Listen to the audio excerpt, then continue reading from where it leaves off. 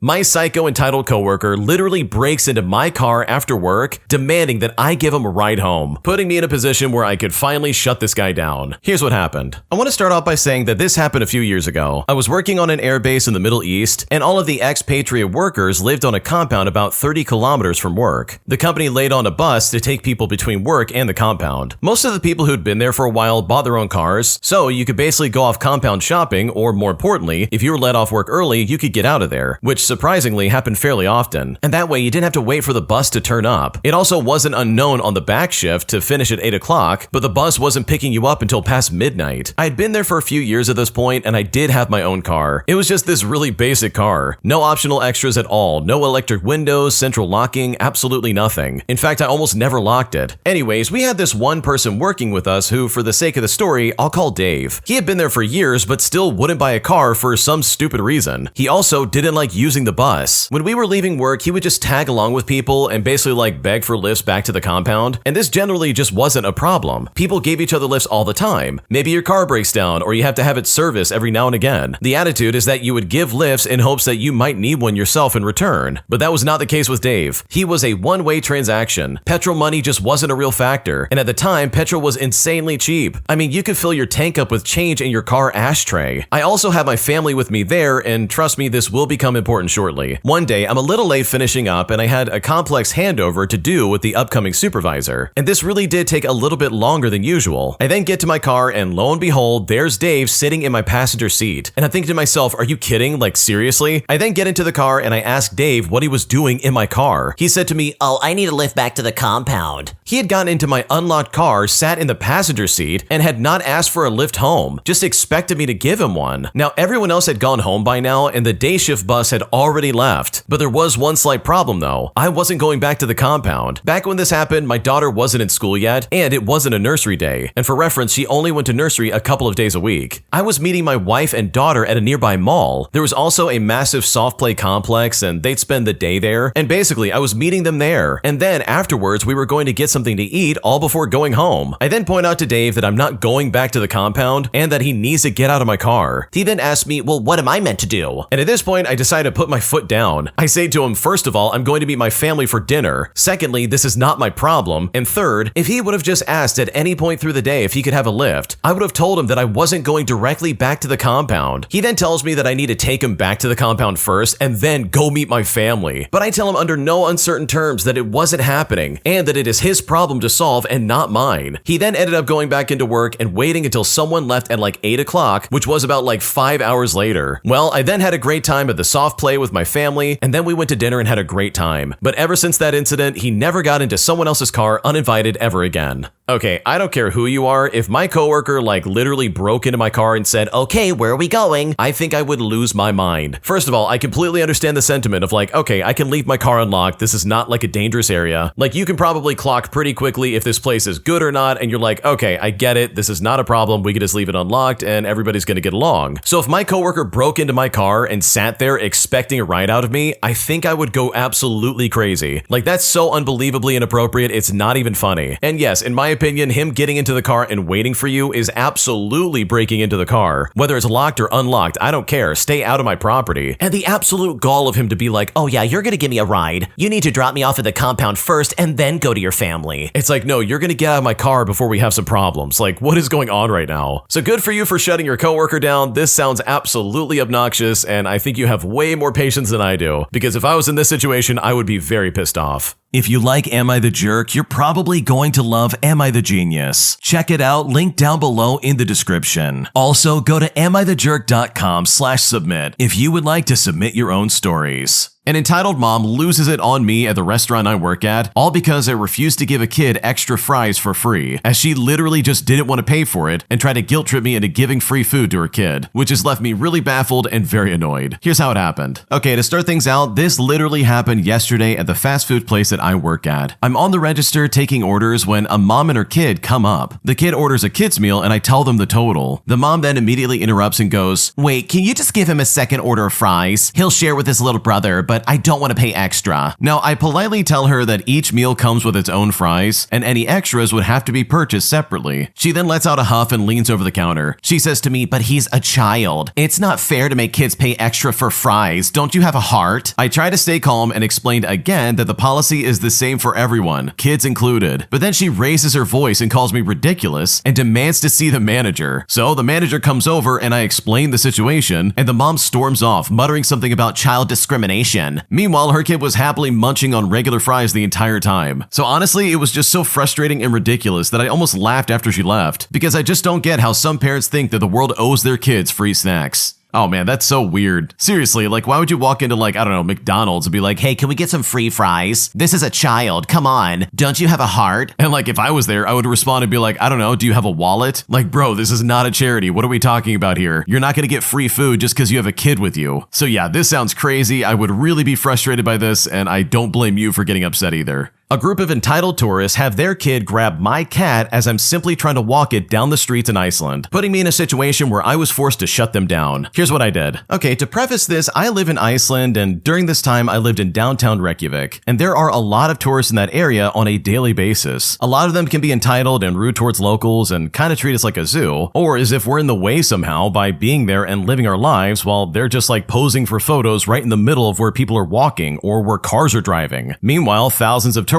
are going to the beach that is closed off with a bunch of warning signs, some of them with flashing red lights to warn people from not going close to the water or going there at all, and them climbing over rocks to go past the fences that are there for safety just so they can pose in front of the water and put their life and their children's lives in danger, literally for no other reason than a photo opportunity. And sure, this is probably common in other places with lots of tourists, but I'm just trying to explain our point of view as people that live here and need to live our lives around this type of entitled behavior on an almost daily basis, especially when you live in downtown Reykjavik. During this day, I was walking my cat on a leash downtown, and we had been stopped multiple times by tourists asking if they can pet her, which I honestly don't mind, but I always just tell them to go ahead unless my cat clearly doesn't want to be pet. I always thank them for asking though, and for respecting my cat in that way. Well, needless to say, on this day, she wasn't really in the mood to be pet, especially after being stopped so many times. On our way back home, we're right at the bottom of Rainbow Street when I hear an American accent very closely behind me saying, "Are you gonna pet the kitty? Go ahead, pet the kitty." And it's in a way that they're clearly talking to a child. I turn around and I see a child walking ahead of their family and going for my cat. The child tries to grab my cat, but I step in between them and I say kindly no, and that my cat doesn't want to be pet right now. I move closer to the wall and I make room to let the family pass by us. We get a bit further up the street when the family slows down and we pass them. I have headphones on, but I have them only over one ear, so I'm still able to hear my surroundings. So it's at this moment I hear them again pushing their kid to go and pet my cat once they're behind me. Now I again kindly say no, and I make room to let them pass in front of us, but they simply won't go. They stay behind us and keep asking their kid, "Are you going to go pet the kitty?" Now at this point they followed us around for like 10 minutes, and I continuously had to tell them no and step between them and my cat, and I even picked her up periodically while we waited for them to leave. But I let her go down on the ground again because she wanted to walk herself since she knew the route home. We passed them once again after they stopped walking for no apparent reason, and it's here the kid runs up from behind and grabs my cat's tail, and she hisses at him and gives him warning scratches in the air. Now she didn't scratch him or bite him or anything like that, but she was giving very clear warning signs. I then once again stepped in between them, and I picked my cat up and I asked the parents, "Hey, can you get your stupid kid?" And once I said that, I then tell them to leave us alone and stop harassing us and following us. I told them that I gave them multiple opportunities to go ahead of us, but they kept on stopping for no reason, just to get behind us or to continue letting their kid grab my cat. So at this point, they're literally harassing us. Now the parents didn't even try to deny harassing us or following us around, and the only thing that stuck with them is the fact that I swore in front of their kid. And yes, as you can probably guess, I didn't just call their kid stupid, which means they're now yelling at me for swearing, and they get in my face for some reason. I then simply said that I would not have had to swear if they had simply listened to me for the last 10 minutes, kindly telling them no and asking them to leave us alone when I still have patience before they actually let their kid physically grab my cat's tail without doing anything to stop him. Now I'm still holding my cat, so I just walk away, and I'm trying to hold my cat the rest of the walk home, which at this point is like maybe 5 more minutes. They luckily didn't follow us the rest of the way home, but I was fuming for the rest of the walk. We have been in situations where people get mad if I said my cat doesn't want to be pet that exact moment. People have even tried to pick my cat up without permission, and we have had things shouted at us, but this was another level of entitlement in my opinion compared to the people we had encountered before this. I didn't blow up at them or anything, so maybe this isn't juicy enough for some people or a satisfying ending or conclusion to the story, but this is what happened. I don't blame the kids since their parents were telling them to pet my cat, but I do blame the parents for clearly not respecting boundaries and for acting as if being told no doesn't apply to them. Just because you travel to other countries doesn't mean you don't have to respect the locals. And if you travel to Iceland, then here's a pro tip. Respect nature as well as the locals because we're getting so tired of entitled tourists that come here and don't show respect, whether that's to the people or pretty much anything around them.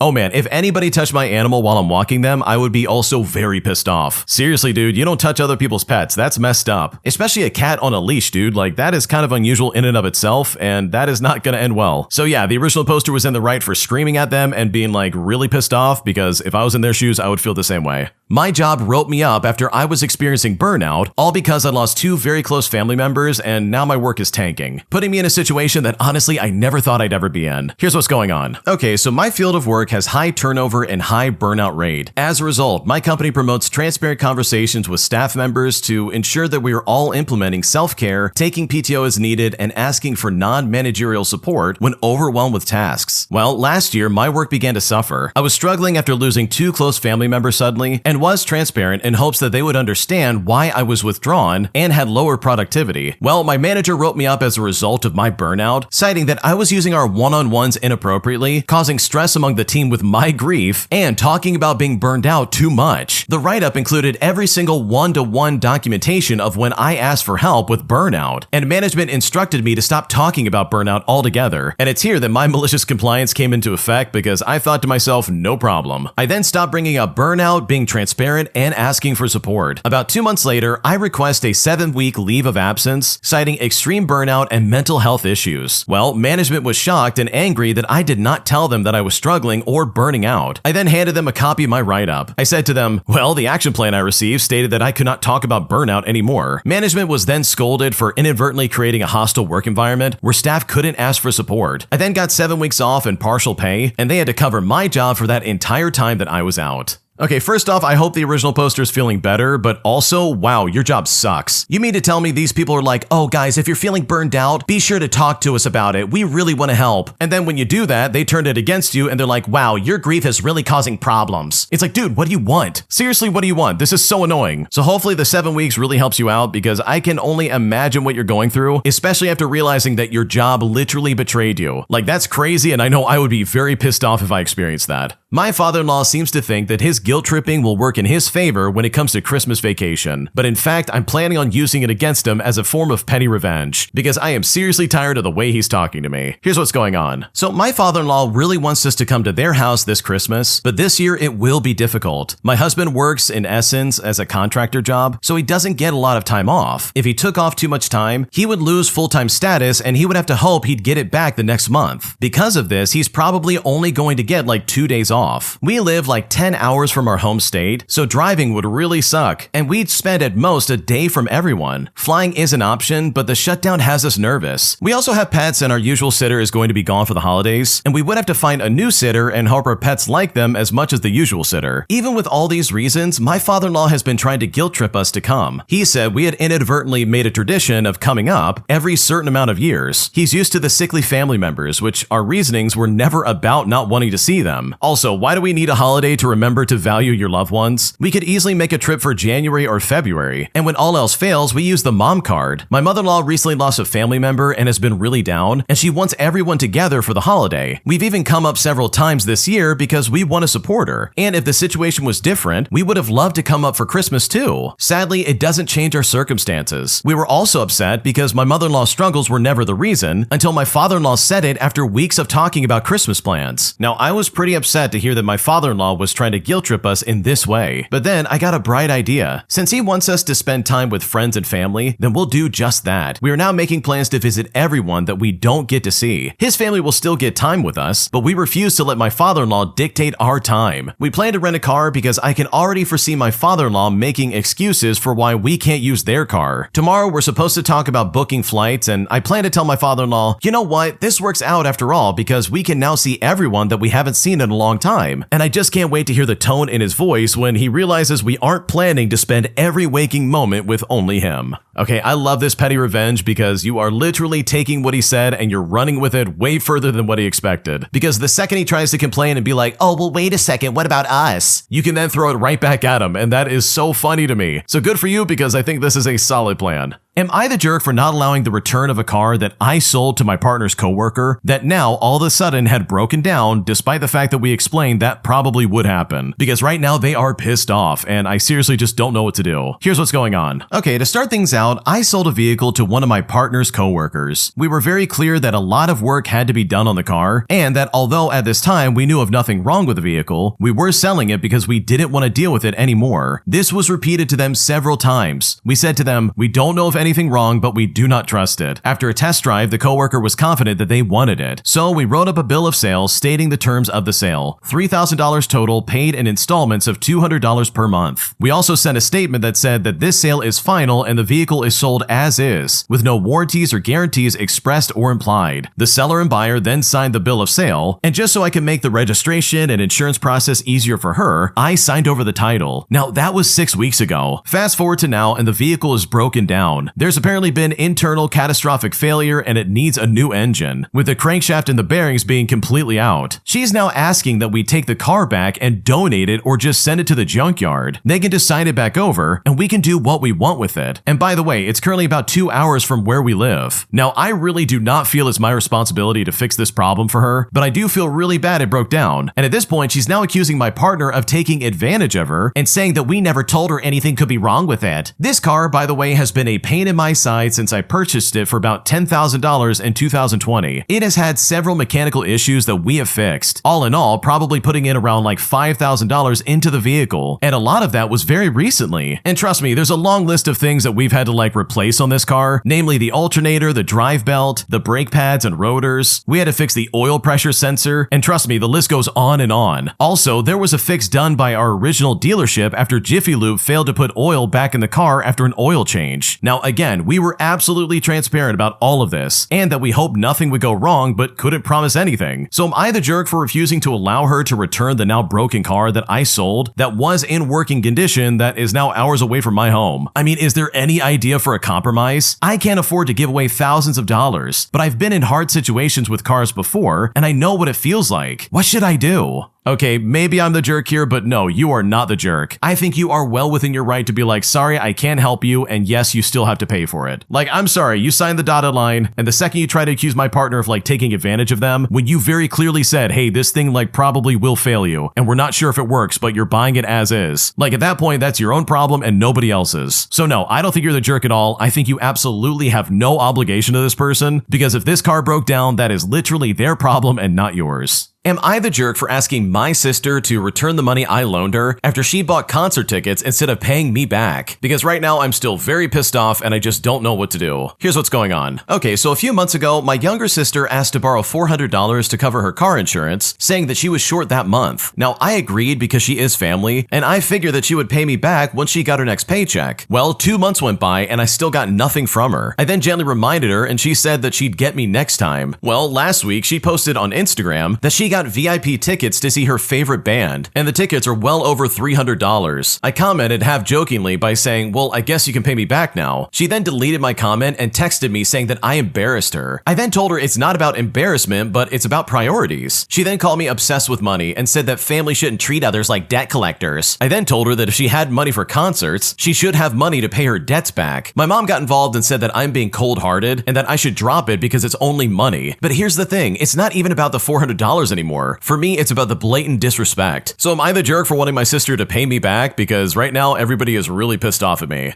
No, you're not the jerk at all. If you're gonna ask someone for money and be like, oh, this is a loan, I need it for my car insurance, then you absolutely should be expected to pay it back. So no, this is not a bad thing to ask. I think you did the right thing by even saying something. And the fact that she's trying to be like, wow, you're obsessed with money. Like, that would be the last time I ever give her money in the first place, because like, that's a terrible attitude to have, and I can absolutely see her doing this again. An entitled teenager egged my house after I told him to get off my property. So I decided to get some petty revenge by printing out his MySpace page and sending it to his parents and the school principal, resulting in him getting expelled for doing illegal things online. Here's what happened. Okay, so some years ago, I lived directly across the street from the local high school, and every day during lunch, kids would stream across my lawn on their way to a nearby strip mall. One day, I'm getting home right at that time, and this boy, who's maybe like 16 years old, was digging holes in my yard with a big stick. I then told him to cut it out and get lost. He then chirped back at me, and we had a bit of a back and forth, and then he went on his way. Well, a few days later, my house and car got egged. The idiot did it on a night it was raining, so there wasn't really any damage, just some eggshells on the driveway, but still, my honor required vengeance. Now, by the way, this was back in the day with MySpace, where everyone between the ages of 14 and 22 had a public MySpace page. Now, I knew from my interactions with him that he was a burnout raver type kid. He had longer hair, baggy clothes, etc. So I clicked around through profiles until I found the burnouts, and then methodically clicked through the connections until I found him. And bingo, right on his profile, he had pictures of him smoking the spicy grass, drinking straight from a bottle in the passenger seat of a car, and arranging some substance deals on his public page. And in one such thread, he had given out his home phone number to someone, and I looked it up on a reverse white page site and paid like $15 to get his parents' home address. I then printed literally everything off his MySpace page, and I mailed it to his parents, the school principal, and the school resource officer. Well, a few days later, one of his friends posted on MySpace asking where this guy was. This kid then replies and says, oh, some jerk printed out my MySpace page and sent it over to my parents and the principal. I got expelled and I'm grounded for the rest of the year. And at the time, all I could do was laugh. So to the kid who egged my house, I really hope you turned your life around. You were in some pretty deep crap for a high school kid, and hopefully things worked out in the end. Okay, I love this so much because, man, this is one of those situations where it's like, yeah, this is clearly a troubled teen who absolutely needs a reality check. It's one thing to be annoying and to be like just, I don't know, a normal teenager, but it's another thing to go around vandalizing and doing crap like this on a public profile. Like, this kid's an idiot for even instigating that and even like having that on his MySpace page. Like, it doesn't take common sense to be like, hey, maybe I shouldn't do this, you know, in the public. So good for you for getting revenge, because this kid absolutely deserved it. A pair of entitled students think they're playing me as a fool, refusing to do their work while also demanding that I give them extensions as well as special treatment. So I decided to get revenge for them thinking that I was an easy class, resulting in them having to be held accountable for their actions. Here's what happened. So a few years ago, I was teaching a private urban religious college. Since I only had my master's degree, I was thankful for the opportunity to teach and get the experience before I moved on for my PhD. The school usually had me teach accelerated night courses, which were aimed on non-traditional learners, which is basically adults going back to school after many years off. I loved my students and had a blast teaching them. I had some issues with a few of them here and there, but generally my experiences were very positive. But there was this one couple, let's call them Hannah and Larry, that's not their real name. That semester, I had been asked to cover a more traditional course at the last minute. Rather than being accelerated, it met 3 times a week for an hour all semester long. Furthermore, it was very small, only about 4 students in total, which would have been fine. Small classes can be great, and a paycheck was a paycheck, but it would have been so much better without Hannah and Larry. You see, this couple had attendance issues, to put it mildly. They would show up to a class or two, and then just up and vanish for a week or more with no word. Just when I suspected they were gone for good, they would show back up, usually with some kind of excuse. Whether it's medical issues or car problems or something with work, you name it, they basically said it. At first, I tried to be sympathetic. I always have the attitude that life happens, and when it rains, it can pour sometimes. But at a certain point, I began to grow a bit suspicious that they were just selling me a story. And honestly, I was immediately suspicious. But I'm usually inclined to let things slide to a certain point. This was all the worse because of the small nature of the class. Every time I did prep for a session, assuming all 4 would be present, they'd skip and throw my plans off. But when I just accepted that they would be gone and prepare activities for 2 students, they would magically show up. All of this would be very frustrating, but acceptable if it weren't for two things. For starters, whenever they showed up, these two would have an attitude about them and just expect everyone to conform to their presence and bend to their will. And secondly, they of course weren't doing any of the work. And these two factors came to a head as Hannah, who was the louder and more confident of the two, would all but demand for extensions, as well as the ability to hand in their work late. And you know what? I would give it to them, only for both her and Larry to blow the work off again. I like to be pretty accommodating to my students within reason, but it quickly became obvious that Hannah thought she was playing me and could get whatever she wanted, and that simply couldn't stand. I have some level of pride and I hate being seen as a pushover, so I decided to start fighting back. Now, I could have crushed them completely and immediately and just said to them, no more late work, but I was sure that Hannah would just throw a fit and go straight to the school administration. I knew the admin would back me up, but it was a hassle and I really didn't want that. And besides, I'm a pretty easygoing guy, but I do have my limits. I was angry at this point, but I also have a wicked sense of humor. Hannah wants to think she has me wrapped around her finger? Okay, let her think that. I was gonna hand her enough rope to hang herself with it. So for the past few weeks, whenever she asked for an extension, I'd smile and say, sure, go ahead, and then chuckle when nothing came in. Every time I wrote her and Larry emails, reminding them of the new date, which is something I learned from this experience. Get everything in writing. And then we came to the final. I hadn't seen the two of them in a few sessions now, and was actually surprised to see them stumble in to take the test. They failed, of course, but I mean, what are you gonna do? Hannah comes up to me in front of the class and asks for another extension. I put my best teacher voice on, and I say that I was disappointed, but it's fine, life happens. However, I was posting grades the next weekend, so the absolute last minute I would accept any late work was Friday at 11:59 p.m. The second it hit midnight, my books were closed. I asked if they both understood, and they summoned up a bit of solemnness when they assured me that they did. Good. I confirmed it in an email and then set back to grade the finals over the week. I mean, there were only 4 of them, it wasn't that much work. I know there was a risk that they'd follow through and I would end up with a semester's worth of work to grade, but I was feeling pretty confident that that wasn't going to happen at this point. Friday night rolls around and I didn't work my second job that day, and my own schoolwork was all done. So I decided to buy a few beers and kick back and play some video games and just relax. I look down at a certain point and I realize that it's midnight. I open my email and I remind everyone that the books are now closed. If I give an extension, it's open to the whole class. I'm not playing favorites. Not that anyone else needed it, to be completely honest. I open up another beer, let out my best supervillain laugh, and went back to my game. Sunday comes around and I'm posting the final grades for the semester. I usually hate failing students, but I have to admit, I had a smile on my face as I assigned Hannah and Larry well-deserved Fs. 10 minutes after I hit save for the grades, I hear the familiar jingle of my email going off, followed by another. Now who could this be? It is, of course, Hannah and Larry. Larry's email can be best summed up of him saying, "Oh my god, didn't you get my email with the work? I sent it on Friday." Hannah said the exact same thing. Now, it's obvious they're thinking that they can get another day or two to get the work this way. After all, hadn't I been so pliant and naive all semester? But they were absolute fools. They've played right into my hands, and this is the moment I've been waiting weeks for. I double-checked to make sure that I hadn't missed any emails from them, just to be safe. And after checking it over, I didn't get any, so I decided to type my response. I say to them, no, I didn't. I did just double-check after your last message. That's okay, emails get lost sometimes. At this point, I like to imagine Larry smiling while reading this. He had won again. God, this professor was such an idiot. I continued on. So what I'm going to need you to do is to go back into the email you sent me with the work. Just take a screenshot which has the timestamp of the email and forward that to me along with the work. That'll prove that you sent it on time. I then responded to Hannah's email saying the exact same thing. What was their response, you might be wondering? Did their eyes widen as they realized that they'd be held accountable for their actions? Did panic set in? Were there tears? Were there howls of regret? The gnashing of teeth and rending of hair? Sadly, I'll never know. I never heard from them again. They didn't even bother making another try. And as for me, well, I decided to buy some beer that night to celebrate once again. Occasionally, I'll tell my students the tale. A humorous reminder that yes, I'm accommodating, and yes, I'm pretty laid back, but also I'm not an idiot. So please, don't try to play me. The original poster really does sound like a good professor. They gave these people every opportunity to prove to them that they are not an idiot. Like they seriously gave them all the extensions on planet Earth. But when it came down to it, Hannah and Larry were just too dumb to do their work, and they seriously thought they had this this in the bag. So it's really funny to see that they not only didn't get their work in on time, but they also lied about doing it in the first place, and they literally just ghosted this teacher the second he was like, that's okay, send a screenshot, loser, do it. Like, they had nothing to stand on. They knew for a fact they got caught, and there was nothing they could do to try and fix it. So good for the teacher for not bending completely to these entitled students. They obviously had really terrible work ethic, and the fact that they failed that class is literally their own fault. If you like Am I the Jerk, you're probably going to love Am I the Genius. Check it out, link down below in the description. My boyfriend's best friend has been acting very strange towards him lately, and it's making us very uncomfortable, and we seriously don't know what to do. My boyfriend and I have been together for 4 years. He has a friend by the name of Dan, that's not his real name, and he's been friends with him for around 10 years. Dan has a drinking problem, and when I first met my boyfriend, he drank often as well. Pretty much the entirety of their relationship was getting drunk together and watching sports. Half the time, when we go over to Dan's house, he's already drunk. He tries to get my boyfriend to take shots with him, and sometimes passes out while we're watching a game. My boyfriend has slowed his drinking down immensely, and has become an overall healthier person, but Dan has remained the same. It's also important to note that Dan is gay, but is not super open about it. My boyfriend was one of the first people he came out to. Dan has very few friends that live in the area, and my boyfriend doesn't have many friends as well, but does have another best friend who Dan doesn't like for seemingly no reason. About a year ago, I started working for the same company as Dan. We get along fine, so we really never had any issues. However, over the past few months, there have been some questionable interactions between Dan and my boyfriend. The first was with the Super Bowl. For the last few years, my boyfriend was watching the Super Bowl at Dan's house, and this year, my boyfriend decided to throw a party because his team was playing. He invited some friends, including the one Dan doesn't like, so when he told Dan, Dan's exact words were to say that this was the end of an era, which made my boyfriend feel really guilty, and he almost canceled his plans altogether, but ultimately decided to follow through with the party. Dan ignored my boyfriend for some time after that. Then, a few months ago, Dan invited my boyfriend on a 10-day-long road trip for Dan's birthday. My boyfriend wanted me to join, but Dan insisted that we couldn't both have work off for that long, which is true as we are on a small team. My boyfriend tried to back out, but decided to go anyways when Dan told him that he would otherwise have to cancel the whole trip because that was too long to drive alone. Then, on the trip, Dan guilted my boyfriend into paying for expensive meals by bringing up the fact that he'd already spent a lot of money on hotels and a lot of money on gas. It's also important to note that Dan makes a lot more money than my boyfriend and I do, and he knows that fact. Then, a few weeks ago, Dan and I were texting about work. I could tell that he had been drinking, and he brought up the fact that he doesn't have any friends, and I said he had me and my boyfriend, and he responded by saying, he's in love with you, he only loves me. He quickly tried to say that he didn't mean anything weird by that, but I ignored the message. Then, a few days ago, he tried to invite my boyfriend over to watch a game and eat dinner. My boyfriend declined because he was tired and wanted to spend time with me instead. Dan asked if he was declining because I work with him, and my boyfriend said no. Dan then said it was weird that he wouldn't want to watch the game with him since they always do that, and that he wouldn't be making the elaborate dinner he was planning because he didn't want to eat alone. My boyfriend felt guilty but irritated because he had just been over to Dan's house a few days ago. I guess I would just like some advice on how to handle this. My boyfriend is pretty non-confrontational, but he is a grown man who can stand up for himself. I'm just becoming more and more uncomfortable with Dan's behavior, but I also don't want to make this weird for us at work. It just feels like he maybe views my boyfriend as his life partner or something. What should I do? Dan is acting incredibly weird. Like, first off, yeah, they're really good friends, obviously, but it does kind of sound like Dan thinks about your boyfriend a little bit more than just a friend, because you put it best, he sees him as a life partner of some kind. This really does go beyond any kind of like basic friendship you might have, or even a really good friendship. It seems like Dan just doesn't even want you in the equation and wants your boyfriend all to himself. And I'm sorry, but that's just not how life works. Also, what is the deal with your boyfriend giving in to everything Dan requests? I totally understand that your boyfriend loves Dan, and he obviously has a good friendship with him, but I really don't feel like that friendship should be at the expense of every other aspect of your boyfriend's life. For example, you two are clearly dating, and it sounds like Dan does not like you in the slightest. I mean, it really does sound like this guy wants your boyfriend to be his best friend, as well as some kind of pretend partner at the same time. And also, his drinking habits are really kind of concerning. So I know if I was at least in your boyfriend's shoes, I would be be setting some very clear boundaries with this guy and saying, hey, we are good friends, but sometimes I'm going to tell you no. And it's not because I don't like you, but it's because I have other things I want to do. And the responsibility of having that conversation really does fall on your boyfriend. You, unfortunately, in my opinion, probably can't do much about this, but your boyfriend absolutely can. And hopefully when he does, Dan is able to see where he's coming and hopefully straighten up his act. Am I the jerk for backing out of paying for my sister's wedding dress after she mocked the fact that my husband-to-be ran off with his mistress and dodged my wedding day completely? Here's what happened. So I had an incident on my wedding day back in 2017 where my former fiance abandoned me and ran away with his pregnant mistress. That image and those details are forever ingrained on my mind, and I'll never forget how I felt that day. This was truly a turning point in my life, and my family has always been there for me, so I kept close to them. My younger sister is currently engaged, and her wedding will be in a few months. She's struggling with money, so I decided to help her, as well as her fiance, and just pay for the wedding dress. This allowed her to be able to buy her dream dress gown, which cost about $7,000. It's a lot for a dress, but she literally cried because she wanted it. A few days ago, before we agreed to go buy the dress, we were eating dinner at my parents' home, and my cousin and aunt were there as well. My aunt was asking my sister about the wedding, and my sister said that everything was going according to plan, and then casually laughed and said, "Let's just hope he won't run away with a pregnant mistress or something like that on our wedding day." Now, when she said that, I was completely blown away. She laughed and my aunt laughed too, as if this was a joke. She was basically mocking me with what happened to me on my wedding day. It happened so fast that I got up and started screaming at her and started calling her an idiot. But my parents asked me to take it easy, and she said it was just a joke and that she didn't think I would react so intensely. My aunt remained seated, and my cousin asked me to calm down and to drink some water, but I grabbed my stuff. And as I was getting ready, I told my sister she was getting $0 for her dream dress, and then I just walked out. I heard a louder commotion as I walked, and my dad and cousin followed me outside, trying to talk to me, but I asked to be left alone. My dad spoke to me later, saying I was too harsh on my sister, and this was all over a joke, and said that I know that this is how her dark sense of humor is. They said she's been crying after I decided to back out of helping her, and said that this will ruin her wedding. They want me to reconsider my decision, since it might damage my relationship with my sister if I refused it. So am I the jerk for backing out of paying for my sister's wedding dress after she mocked and made fun of the fact that my husband-to-be ran off with his mistress? Honestly, I don't think you're the jerk at all in this situation. If my spouse-to-be walked out on me with a mistress I didn't know about, and someone joked about that so casually as if it was okay to talk about, I think I would freak out as well. That is such an inappropriate thing to do. And you know what? Sure, maybe this is just how the sister is. But if you want to play stupid games, you're gonna get stupid rewards. And this is literally the consequences of somebody else's actions. And I always hate when people are like, oh, it's okay for them to say these horrible things. Their dark sense of humor is just the way that they are. No, their dark sense of humor is damaging to those around them, and there is no good excuse for that type of behavior. I personally hate it when other people try to justify these horrible, toxic remarks they make and try to disguise this as if this is a part of their personality. And honestly, if that's the case, their personality is incredibly toxic and very hateful, meaning that in my opinion, they're just not a good person. And the sister in this occasion, who clearly thought they could joke about something that was not okay, in my opinion, got exactly what she deserved. Am I the jerk for not wanting my husband's niece to move in with us? So my husband and I don't have any biological kids. 4 years ago, we fostered a girl by the name of Sarah, that's not her real name, who's 19 years old, and she's still living with us after aging out. We're also fostering 3 kids, so needless to say, we have a pretty full household. My husband and Sarah have always had a difficult relationship. They're both pretty stubborn and butt heads a lot. We considered telling her social worker that it wasn't working out so many times, especially in the first year, and this is all because of how often they argued, how stressed the arguments made her, and because he has more of an authoritarian parenting style that she just didn't respond well to. She and I have always been very close though, and she considers me to be her mom. The problem is, since we've started fostering the younger 3, she's had to watch how good of a dad he is with the little ones and gets upset that he wasn't the same with her. It wasn't always rational, but there was a lot of resentment and a lot of jealousy that she's still having to work on. Now, my husband has a niece who's 18 years old who will be on her own this fall. She got a full scholarship from a school that's 10 minutes from us and a school that's an hour away. My husband wants her to move in. He'll get her a car. That way she can go to the school that's 10 minutes away and still obtain financial support from us. But here's the thing, I don't want to do that. For starters, we've already told Sarah that we will not be covering 100% of her expenses. She has a job that pays half of her car payments and insurance, as well as all of her gas, maintenance, and repairs, pays her portion of the phone bill, and is responsible for all of her spending money. Us paying for all of that with his niece would hurt Sarah, and he would have to either admit that he has a favorite, or we would have to fully support both of them. I said if she goes to the school an hour away, in an area with a much cheaper rent, I wouldn't mind sending her some money every month, just to help out with rent and groceries, with the expectation that she has a job and pays for some of her own expenses. He says we shouldn't expect her to be on her own yet, and thinks that only partially supporting her is still too harsh. I told him we can't do anything for his niece that we're not already doing for Sarah, but he thinks it's unfair to compare the two, and says that Sarah should be grateful for what we provided for her, no matter what we get from other people. I don't like how he's going about it, and he thinks I'm spoiling Sarah while abandoning his niece to spare Sarah's feelings. So I honestly just want to see if I'm in the wrong, because at this point, I seriously don't know what to do. I personally think the original poster is absolutely in the right. I mean, despite the troubled relationship that your husband has with Sarah, it would be really contradictory and probably really toxic for you guys to welcome this niece into your home, as well as basically pay for all this stuff when you explicitly told Sarah that no, we're not going to pay for everything. It's gonna come off as if you're choosing favorites, which is definitely not gonna help the situation, seeing as Sarah already feels like she's being left out in a lot of ways. So hopefully you can get through to your husband, because this is not a smart decision on his part, and it's just gonna cause a lot of drama that really is unnecessary. Am I the jerk for not wanting to share my inheritance with my cousins? So I'm a 31-year-old female, and my mom passed away when I was 4 years old. She was 26 when she passed, and my dad has never been in the picture. After my mom's death, her twin brother, my uncle by the name of John, that's not his real name, became my legal guardian. He passed away suddenly 2 months ago. My grandparents started a watchmaking company over 50 years ago. They ran it for over 40 and retired a decade ago, meaning that my uncle took over. When I went to live with my uncle, he just started working for the company full-time after graduating college, and instead of having a babysitter, he would just take me to work if I was not in school. My uncle met his wife when I was 10 years old, and she was very nice to me. They got married when I was 12 and had their first child a few months later. When my cousin was born, things changed. She stopped packing my lunches and other stuff, and I know that she is not my mom, but before she would just look at me with a smile, and after she would barely acknowledge my existence. They ended up having 2 more sons. Anyways, I worked there part-time as a teenager helping out, and my uncle taught me a few things. My uncle took over the company in 2012, and my grandparents gave it to him. He took it from 145 employees all the way up to almost 1,000 employees in 10 years, even starting a watchmaking school. I went to college, and then my uncle hired me as a full-time designer. Time went on, and my cousin would work for like 4 hours a week and get a full week's pay, and I've heard all my cousins and my aunt talk about how watchmaking is stupid and that it's too much for something that only tells you the time. This comment in particular is really ignorant, as we don't make only watches anymore, and I thought my cousin paid just enough attention to know that, but it seems like I was wrong. So it never seemed like they were that interested in the company. Back to present day. After my uncle's funeral, my aunt informed me that they were selling the company as it is useless to them, but they were willing to let me make an offer first. I was so heartbroken. I just lost my uncle and was probably going to lose my job as well, because there was no way I could ever get that kind of money. Last week, my uncle's will was read, and all the money was to be divided in equal parts amongst me, my cousins, and my aunt. She got his part of the house, and I got the company, 100% of the company, and they were furious. I now have some friends saying that it's their right to be upset for not getting something they understood they would be getting, and extended family is calling me a thief because it was their father's company, and my cousins texted me saying things like, "Just give it to us," while also saying they're going to be contesting the will and they're meeting with their lawyers tomorrow. They have even said they're going to destroy me for what I'm doing. My grandparents are on my side, but I just feel like I'm being harassed by all these people. What should I do? Your family is super toxic. Like, first off, they didn't care about that company at all, and if you really wanted to keep that going, you really could if you wanted to, but I wouldn't blame you if you didn't want to. When it comes to the will itself, you definitely want to try and get a lawyer, because it sounds like your extended family is probably going to fight tooth and